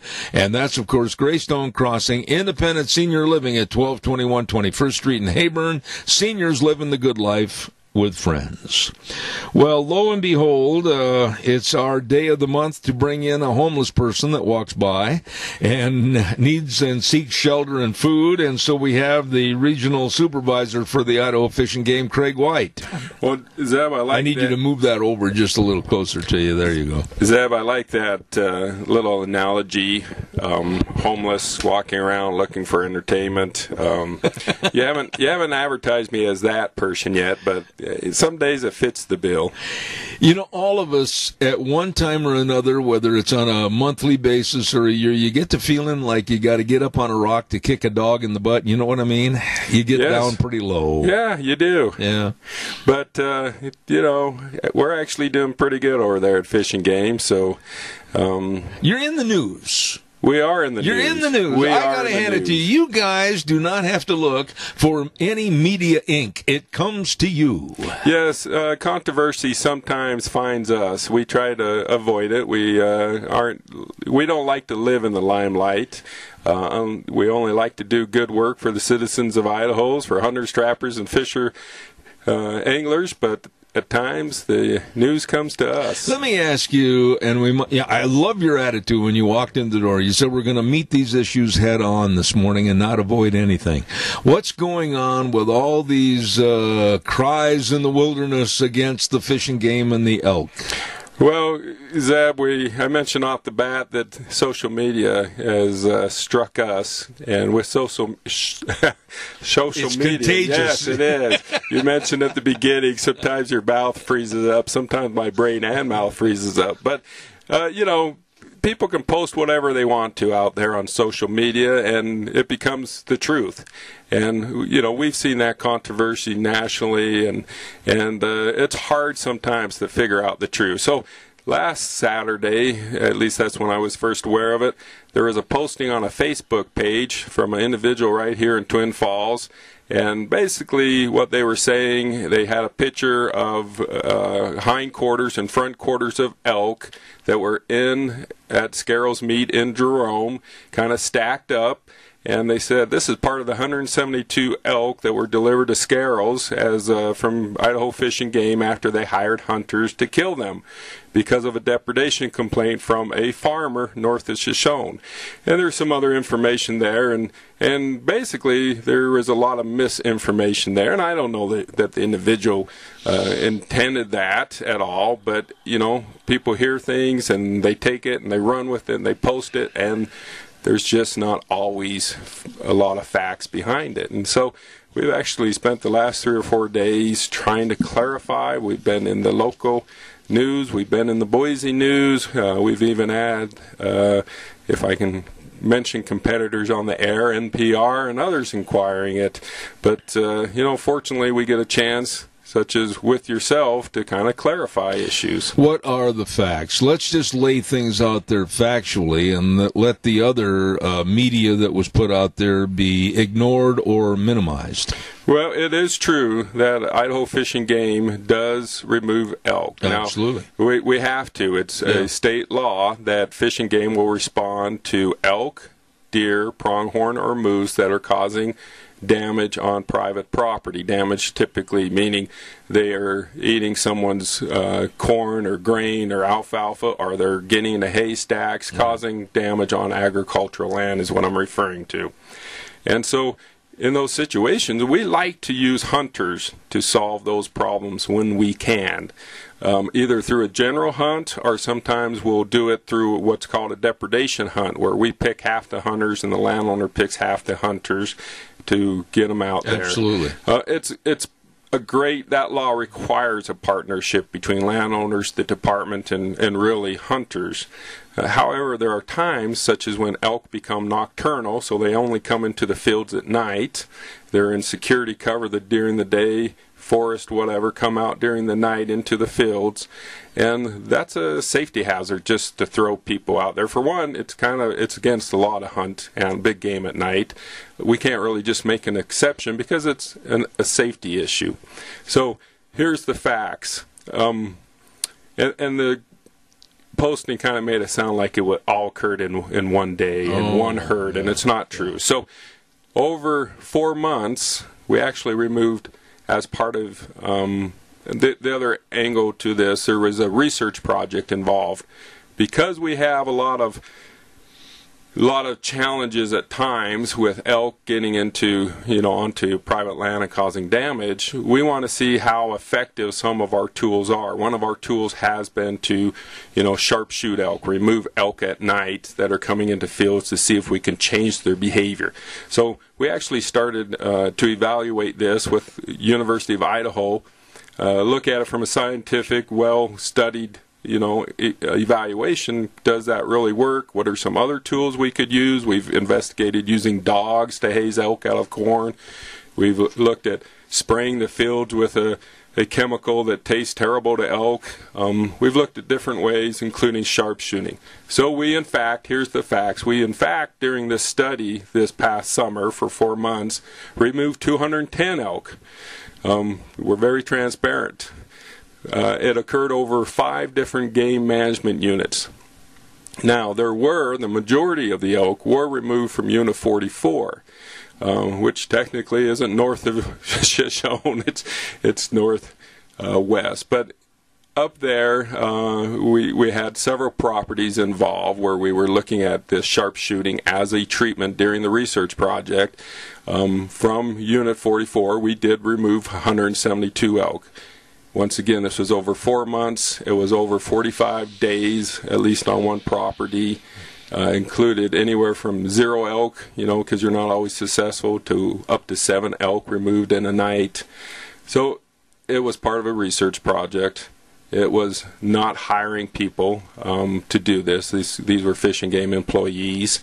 And Fish and Game employees through one of them, a temp service, but it was Fish and Game money, and working as a Fish and Game, contractor. Right. Doesn't it boil down to one word that would simplify the entire story, and that one word is management? Yes.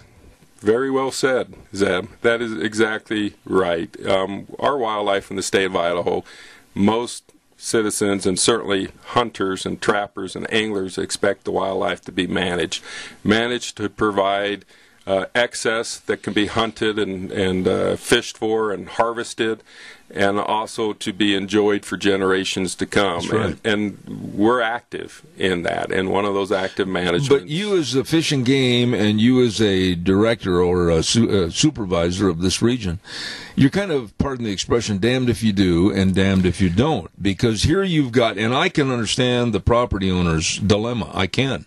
Because here's a farmer, a rancher, and they've got all their hay stacked up for the winter time, and all of a sudden they go out there and their hay is being diminished gradually or rapidly by elk coming in every night to feed. You've got to get rid of the problem. Absolutely. That's your livelihood. And in this state, I think rightfully so, there is respect and deference for private property landowners' rights. That's right.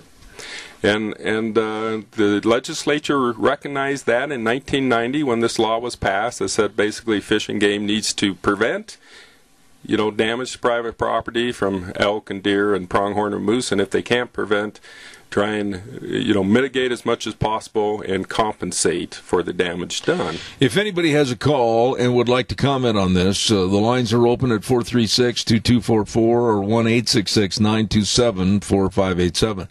Why do you think the party or parties that were involved in this wrong media, why did they do this? Were they trying to create some kind of a problem for the Fish and Game or what? Let's take this call. Caller, thank you. You're on the air. Go ahead, please. Oh, I hate to throw you off subject, but you've made me wonder what happens to the meat. So the caller asked what happens to the meat. Great question. What happens? Where does the meat go? Does it go to feed a good cause, or where does it go? So the caller asked what happens to the meat, and great question. So it went to Scarrows, who processed it for us. Then we've worked with feeding hunters. Idaho Hunters Feeding the Hungry. It's a nonprofit program that takes that meat and takes it out to food banks and other groups that are designated helping the needy. And so it actually feeds those that are in need. Any other question, caller? No, that's good, and I'm glad to hear it. Thank you. Kudos to you guys. You bet. God bless you, man. Thanks. But who were the people involved in the negativity, and why do you think there was so much of a negativity about this story without really... Okay, here I am. I'm an impartial party. I would have called Craig White over at the fishing game and asked questions as to why, and that would have solved the whole thing, would it not? One would hope so. Yeah. I don't know if you have another caller there. I heard the barn door. We do. We do. Caller, good morning. You're on the air. Go ahead, please. I'm sorry, I'm a little bit late, but I just barely caught in. And yes, that the meat that they gave, I volunteer over at the Rock Creek Food Pantry, and we serve many, many families, and I would like to thank them so very, very much, because for a few months we have been able to distribute that meat, and it is wonderful meat, and thank them so much for doing that for us. Well, I thank you for that compliment, and we appreciate what you're doing out there to help the needy. Thank you for your call. Thank you. Adrian, take care. Thank you very much. Wheels, we got a little feedback there on those lines a little bit.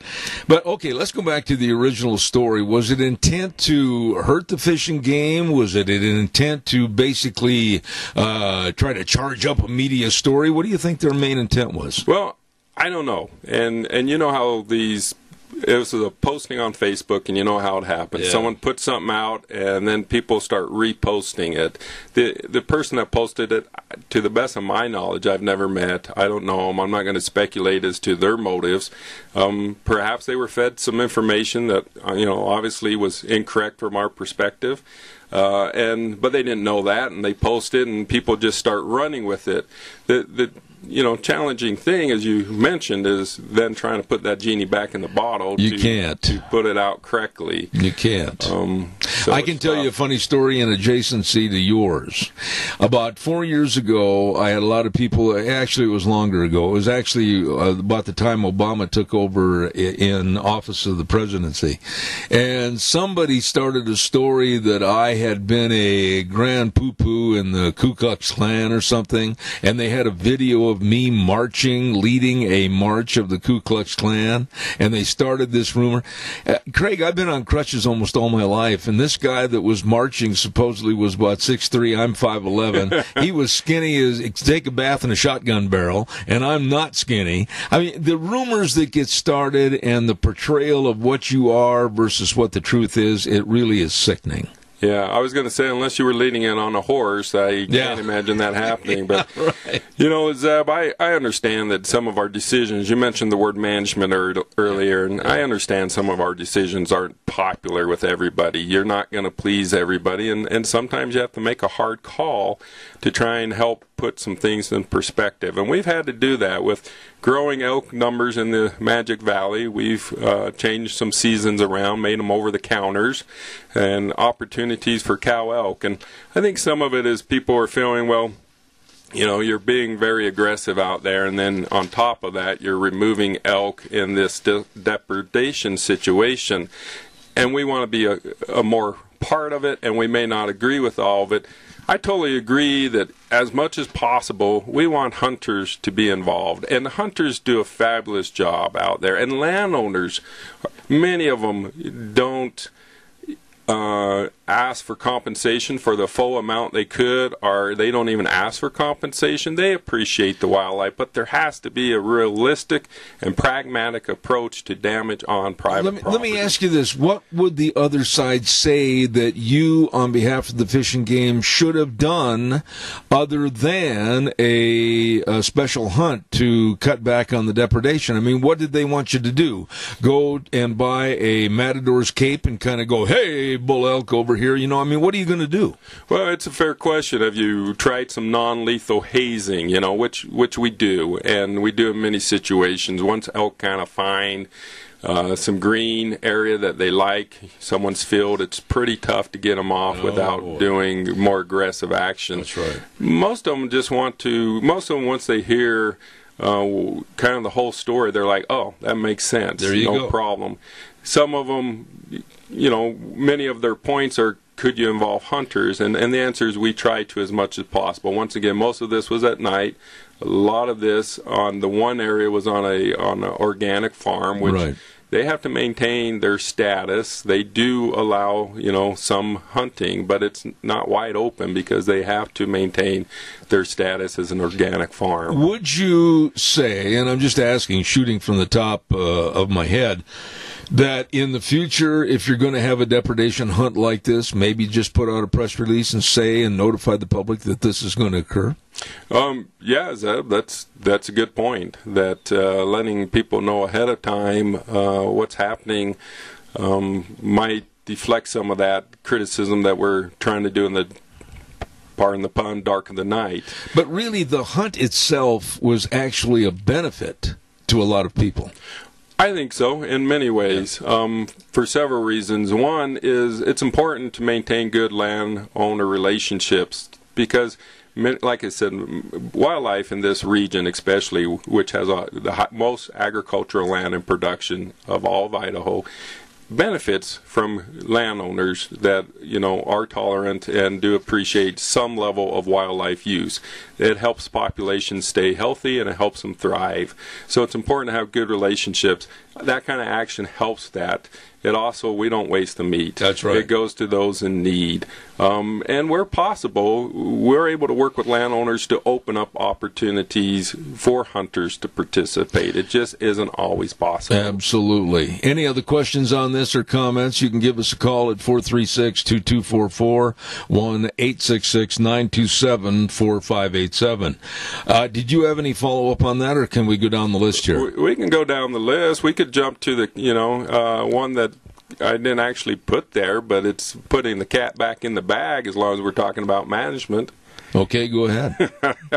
So, the other thing that we've had a lot of tension about is mountain lions up north in the Wood River Valley. Why are they so prominent this year?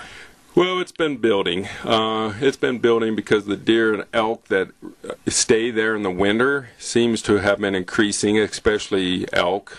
We've noticed more what we call residential elk that end up there in the winter, but some of them really don't even go far in the summer. They just maybe go up the hillside. And so we've seen an increase there. Cats are what we call obligate predators, meaning they're pretty dependent on prey. Yeah. Their main prey, which is deer and elk in this state. And as the population of elk and deer, especially locally in a little area like that, go up, so will the cats' population eventually follow. The other challenge there is there's an open season, but the Wood River Valley has kind of geographically some unique features in that it's kind of long and narrow with a lot of side canyons, and a lot of it in the bottom is private. And the cats and the elk and deer are all kind of residing along the bottom. So we don't get any harvest on those mountain lions. We'd like to see more harvest. Is the population of the mountain lions, per se, bigger and larger than it has been in the last 10 years? Well, we think so. Now, we don't have a good way to estimate lion populations. Unlike deer and elk, which we've developed methods and techniques, we just don't have a good way to estimate lion populations.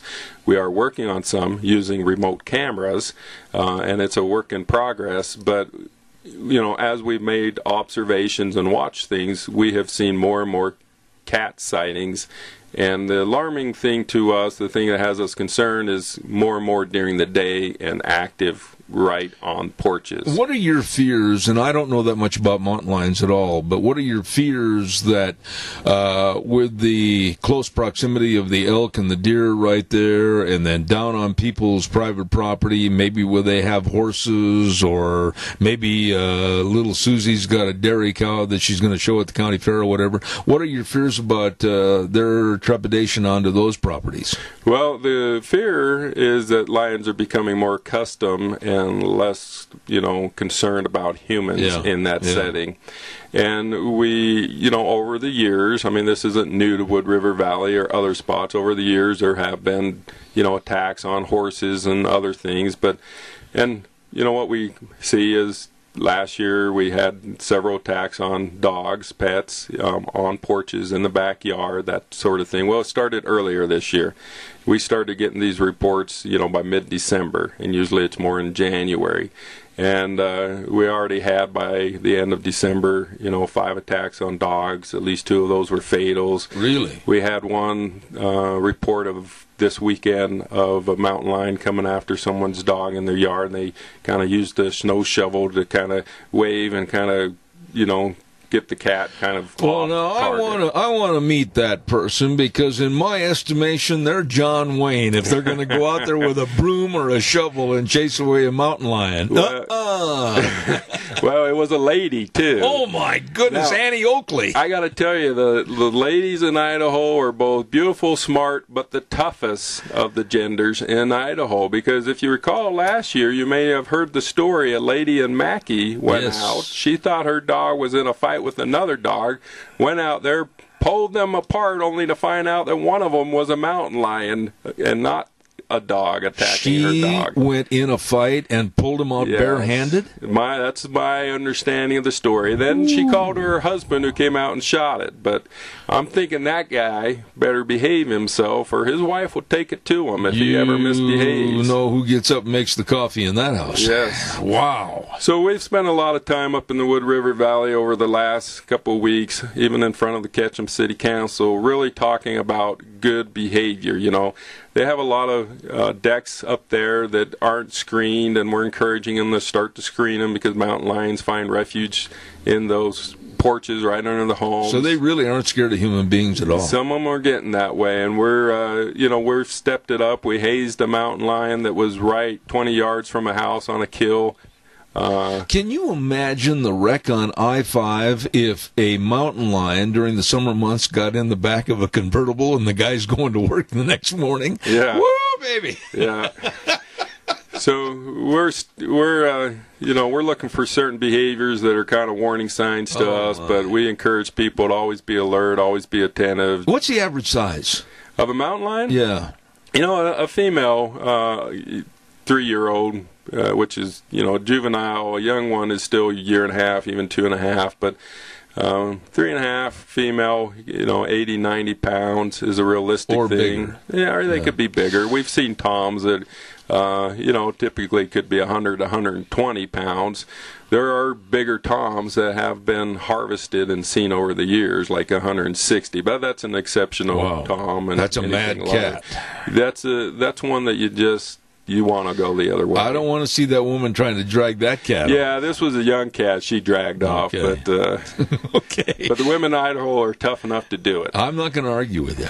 Hey, I want to remind everybody about Patterson's Electronics at 421 East Main in Burley with Curtis and Lorena, their entire staff, and they are bent on serving you with the very best of all your electronic needs: home theater systems, surveillance cameras, car stereos and speakers, complete sound systems, and don't forget, their new car audio systems are on the way. They're coming in. You better stop over and check it out at Patterson's at 421 East Main in Burley. They're open Monday through Saturday 9 to 6, and they want you to be one of their customers. Stop into Patterson's today on 421 East Main in Burley. We've got to send it back over to our main studio. We'll be back in 3 minutes. And now back to Zeb at the Ranch on AM 1230 KBAR. To reach Zeb, call 436-2244 or toll free 1-866-927-4587. And now, here is Zeb Bell. Thank you much. Thank you. And right now, I also want to remind you about our friends at Lee's Furniture, Floors and More at 459 Overland in Burley. Hello, Jeff and the crew. They have all your window coverings. They have all your carpet needs, and they've got a January flooring event going on right now where you can carpet your entire home with 3 different qualities of carpet. The $69 per month, $89 per month, or the $99 premium carpet. Check it out. That's the same as the luxury vinyl, too. Same thing, 3 different calibers, 3 great luxury vinyls for your home. Check it out today. Stop in and see our friends at Lee's Furniture, Floors and More at 459 Overland in Burley. They're waiting right now to serve you.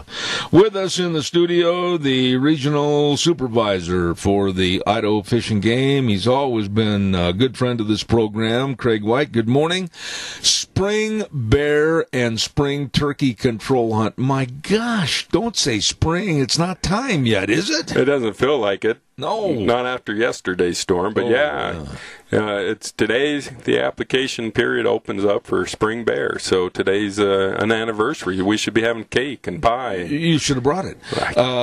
What about bear? Do we have any bear down here? Not south in the South Hills. You don't think so, huh? Occasionally we'll hear a report or two, and I'm not surprised that one has wandered in or two. But where do they never come stuck. off the Wasatch Front? No, I'm serious. Well, they could, but I suspect, and that's actually a real possibility, is to make their way up, some of the mountain ranges through Utah or whatnot. But no, and that's the problem, is you got the Snake River Plains that really separates us from the mountains to the north. But that's more likely where I would think they'd be coming from. They'd be coming down here? But that's because I think Idaho's the greatest, and that's why they'd come from Idaho. But it's possible. What about spring bear and hunting of bear? I mean, what are the do's, don'ts, and that type of thing? I don't know anything about bear hunting, except I don't want to do it. Well, one is to, if you're going to hunt in an area that is a controlled area, which we only have a few, they're over there in the Weiser country, is to make sure you put in for that application period. And the idea behind those hunts is to have an older age bears. By having it be a controlled hunt, they're older age bears is the idea, more making it through the pipeline. But there's plenty of over-the-counter opportunity in the spring. The main thing is what kind of winter we have, and it's not so much because it's hard on bears, although if it lasts too long and the bears weren't fattened up enough, it becomes a problem for the bears. But it's more about access. So, people want to get back into the mountains, and if the main roads aren't open yet, it's pretty hard to get to some of the spots they want to be to set up bait stations. The reason I said I didn't want to do it, I want to clarify that. It's not that I don't want to do it, but guys on crutches that are real slow movers can turn into that bear's lunch, and I don't want to have that happen.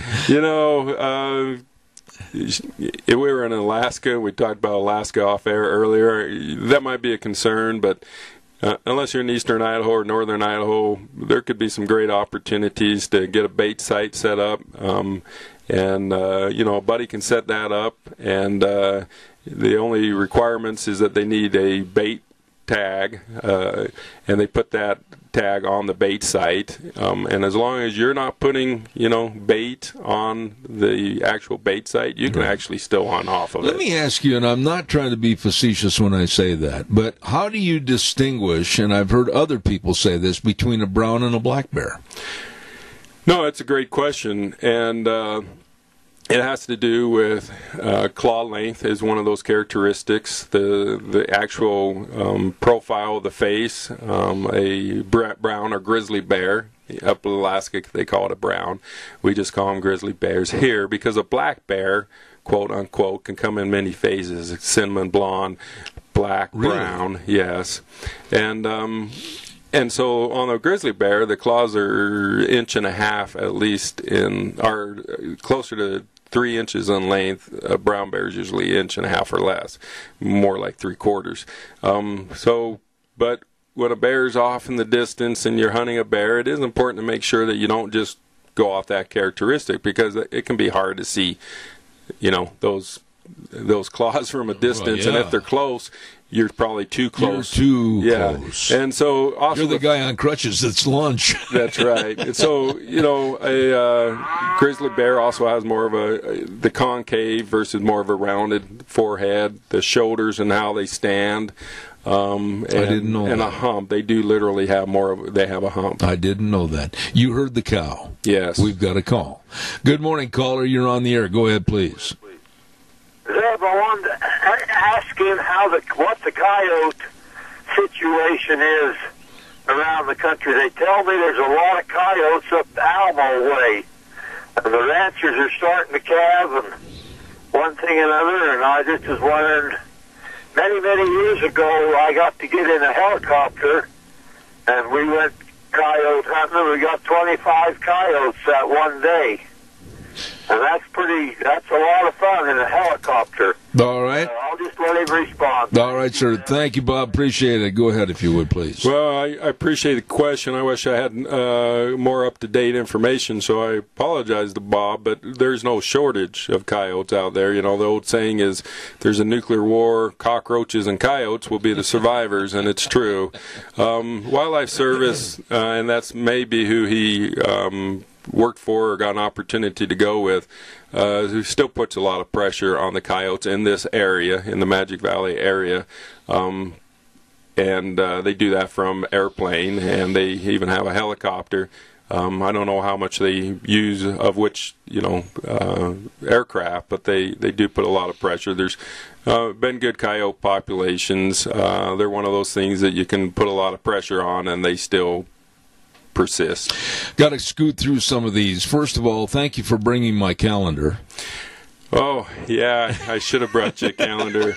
Well, you just showed me a calendar of the family, which I think is much better because it's family. But for those who are used to our 12-month calendars that have events on dates of when hunts are opening, general hunts, as well as, application periods, those calendars are available. What do you do, just go over to the office? Yes, they're available at the office, Okay. so come on in. On the back of them is a target. So at the end of the season, you can use them for a target, and sometimes we end up with extra ones at the end of the season, and people are gladly grabbing them so they can go to the range. This next part of the program, how much have wolf seasons changed? Now, what is the season for wolves? Well, let me walk you back through some history, and I actually was in our headquarters at the time this happened, or shortly after. So wolves were delisted in Idaho in 2009. They were first reintroduced in 1995, 1996, and pretty early in the 2000s, even, we met the delisting requirements, but due to politics and other things, including people through the courts trying to do wildlife management, it took us a while to get them delisted, and then shortly after that they were relisted based on a technicality by a judge, and then the Congress stepped in, United States Congress, and through an act delisted them in the western states, Montana, Idaho, and eventually Wyoming, and so. Kudos for that action. Since then, we've been able to manage them. But the first few years, for various reasons, was kind of a easing into it. And there was a lot of good reasons to do that. The standard hunting season in those early years went from August 30th to March 31st in most zones, a little longer up north in the Lolo and Selway zones. They went up to June 30th. Trapping seasons were only implemented in a few areas up north, and trappers were allowed 3 trapping tags in addition to 2 wolf hunting tags. Well, just kind of forward over time, that's changed, and we've expanded opportunity. Anymore, last year expanded wolf hunting seasons to in 48 game management, actually in every game management zone except 2. Every game management unit except 2 in Idaho has a trapping season, and that's been expanded in most of those to end in April 30th, where it used to be in March. And that was only a few zones, and hunting seasons are pretty liberal today, and the bag limit is up to 10 tags hunting and 10 tags trapping, and the commission meeting's coming up, and they may discuss that a little more of opening it up more. Craig, I've got to do a weather forecast here, but are there any estimates or guesstimates about numbers? Well, I mentioned earlier we're using cameras to try and devise a way to estimate lions. Well, one of the things that is actually in front of that is using it to estimate wolf numbers. We used to have kind of a minimum number in that was a result of the wolves being listed and intensive trapping and collaring these wolves. When wolves became delisted and there was kind of a 5-year period, we had to document we still continue that program. But it was a very expensive program, largely funded through U.S. Fish and Wildlife Service, through the federal government, and that funding went away. So we don't have any current estimates as we used to, the old method of collaring almost every wolf we could get our hands on. We still estimate, though, guesstimate would be a better word, that there's over 700 wolves, in the fall. Okay. That swells up, obviously, in the spring when they have their litters. But we're trying to get back to a method. We're trying to develop a method that will help with that. Okay. Want to remind everybody, if you're hungry right now, sit back and just think of all the delicious menu choices that you can pick from at Edith's Cafe at 144 East Highway 81 over in Burley, right across from the golf course. Just sit back and close your eyes and think, oh, boy, I can hardly wait to get over to Edith's Cafe. They're open Tuesday through Thursday, 11 to 8, Fridays and Saturdays, 11 to 9. And they do catering. They've got an outstanding daily menu, and then the evening they've got specials that are so delicious, knock your socks off. Absolutely a great place to eat. Stop over, take my advice, and go in and enjoy a great meal. And when I say a great meal, they'll feed you at Edith's Cafe, 144 East Highway 81 in Burley. Like I said, right across from the golf course. You stop in today and tell them Zeb sent you. Want to remind you, too, our weather forecast brought to you by Scarrows Meats, 331 North Road, Jerome. Telephone number to call Don and the crew, 324-7657, or you can go to their website, scarrowsmeats.com. Oh, my, all the delicious meats from Scarrows Meats. We'll have more right after Gina has the weather. Definitely a nicer day today than what it was yesterday. Here's a look at your weather. We are expecting partly cloudy skies for today, but they will increase as we make our way through it. Winds out of the south-southwest at about 5 miles an hour. Turning to the east later on, we are expecting a high of 31. Tonight, 20% chance of snow showers, mostly after midnight, cloudy skies. Temperatures rising to about 30. By tomorrow, mostly cloudy skies, high of 38. Thursday night, we do have a 50% chance of showers, snow showers, that is, in the forecast. Winds could gust as high as 24 miles an hour. New snow accumulations of less than an inch possible by Friday. That could continue. It's going to be breezy as well with a high of 32.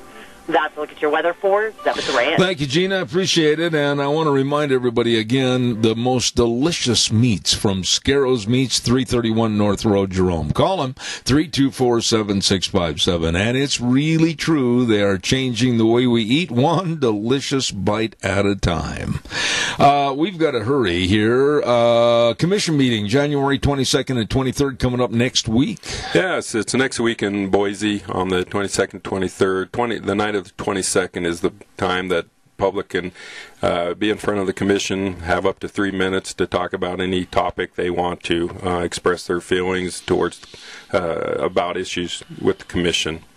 Okay, and deer surveys, deer survey and capture. I think I remember a picture in the paper here about, 5-6 days ago of one of the people that works for the Fish and Game. I think it was a lady that was wrestling a deer. Do you remember that picture in the paper? Yeah, no, I do. It was Sierra. And that's right. Yeah, recently, every year, we go out, we capture some mule deer fawns and some does, and as part of a long-term evaluation that we use this information to evaluate survival of both the fawns and the does, because that's really, the fawns are a recruitment, the does is what drive the population, and so we've been doing this for a long time, and most of this work is up in the 45. Sometimes we do some work in the South Hills, and it's been a long-term study, and we've been able to watch and use that information to both see what's happening with the deer populations and look at potential causes and improvements. Have you ever thought about enlisting a high school football team? Yeah, I played football in high school, and I tell you what, we got people that are probably tougher than those football players, and they're all ladies again. It's kind of a theme of this radio show. What are you on the program for, running down the male generation here? I just don't understand. Hey, I got to admit, when there's I got to tip my hat to the better gender. There you go. Caller, good morning. You're on the air. I was just wondering, this is a question about wolves. What is the average size of a Canadian gray alpha male as opposed to what used to be here, a western red or whatever they were? there's a lot of, speculation about all this. And is it better that the Canadian greys are here, or would it have been better to have left it alone? I'll hang up. All right, caller. Thank you. Please, Craig. Well, there's been a lot of debate about what was the species or subspecies of wolves in Idaho, 200 years ago, and there's not a lot of data to be able to rely upon. The skins and other things that they have looked at, pulled DNA off of 100 years later, indicates that genetically they probably weren't much different than the wolves that were brought down from Canada. And when you think about it, the border, Canadian-U.S. border, is just a political boundary. Certainly North Idaho, those wolves would have been the same ones whether they were north of that political boundary or south. Absolutely. Further south in Idaho, where they maybe had other influences, wolves off the plains and other stuff, potentially. What I can tell you, and this was right from the U.S. Fish and Wildlife Service, were the ones responsible to catch the wolves and reintroduce them. And the folks involved in that, I once talked to them, and they said, every one of those wolves we caught, we obviously weighed, and they had radio collars and all that, and we released them. And he indicated to me one of those wolves, which, on average, similar to the lion weight, a female, in my experience, has been closer to that adult wolf, 80 to 100 pounds, and a male somewhere between 90 to 110 in Idaho. And I've spent time capturing wolves and marking them and whatnot. You do see bigger wolves, and they are very intimidating. I'll tell you what, a 110-pound wolf, you feel like you're going up against a middle linebacker. I'll be honest with you. I think a fear in the wild, I would be more fearful of, let's say, one or two of these big alpha males than I would a mountain lion. Really, I would. You know what? Actually, I'm the reverse. Mountain lion. They scare you more, huh? Yes, because they're kind of unpredictable. Think about your house cat, if you have one, or those your friends. Won't allow one. I don't either. I don't like. No. I'm a dog person, but cats are unpredictable. They're triggered differently. They're also secretive, and they're ambush predators. A wolf is going to present itself at some point. Good point. So where I was going and kind of lost track a little bit, Zeb, is the guys that caught these wolves told me, kind of largest wolf that they released was, and I don't remember the exact poundage, but 100, 110. And when they re-caught the wolf, after living in Idaho for 2 or 3 years, it was 120, 130, and the difference was prey-based. There was plenty of prey in Idaho. We have the same prey, other than caribou, in Idaho that they have up in Canada. Yeah. And that's what, just like you drop a fish into an aquarium, you drop a fish into a 5-gallon aquarium, it's only going to grow so big. You drop it into a 10-gallon aquarium, it'll actually grow bigger. That's right. And so it's the same. There's plenty of prey here in Idaho, and it's the same large prey that they have in Canada. So Absolutely. I don't really think there's a difference that much. All right, I got to wrap everything up and say thank you very much to our major sponsor, your Magic Valley Les Schwab Tire Centers, all 7 locations with all the tires you need to get you through whatever the weather throws at you. By the way, farmers, ranchers, don't forget they've got all your loader tires and all the tires for your backhoes and your skid steers, everything. And they've got service trucks running all over the valley serving you from your Magic Valley Les Schwab Tire Centers. Absolutely serving the farmer and rancher needs. Don't forget, too, they've got the best in brake service, front-end alignment, shocks and struts and batteries, and of all things, the best in service. Lane and Rupert, Dave on Blue Lakes and Twin, Mike in Buell, Mike in Jerome, the Twist family in Paul, Daniel on Poline in Twin Falls, and Trent on Overland in Burley. The best, your Magic Valley Les Schwab Tire Centers. Craig, got to run. Excellent program. Waterfowl survey, real quick. I got about 10 seconds. Well, I was just going to let people know, if they haven't gotten out and just watched waterfowl, even if you're not a hunter, a great place to go is the Hagerman Wildlife Management Area over in Hagerman. I was there doing a waterfowl count. It was a blast, figuratively speaking. No shotguns involved. just to watch all the birds and see the different species. Absolutely. Craig White, Idaho Fish and Game, thank you very much. And we'll look forward to next month. I won't be here next month, the way things are looking right now, but Sharon or Gina will be talking to you. And I'm going to take a little bit of a vacation if we can get out of here, get out of Dodge City and go south. Anyway, Craig, thank you very much. And ladies and gentlemen, that's going to wrap up the program for today. Sharon's going to be here tomorrow. And don't forget our key words, the way things were, the way things ought to be. And the 4 words that we really treasure the most: in God we trust.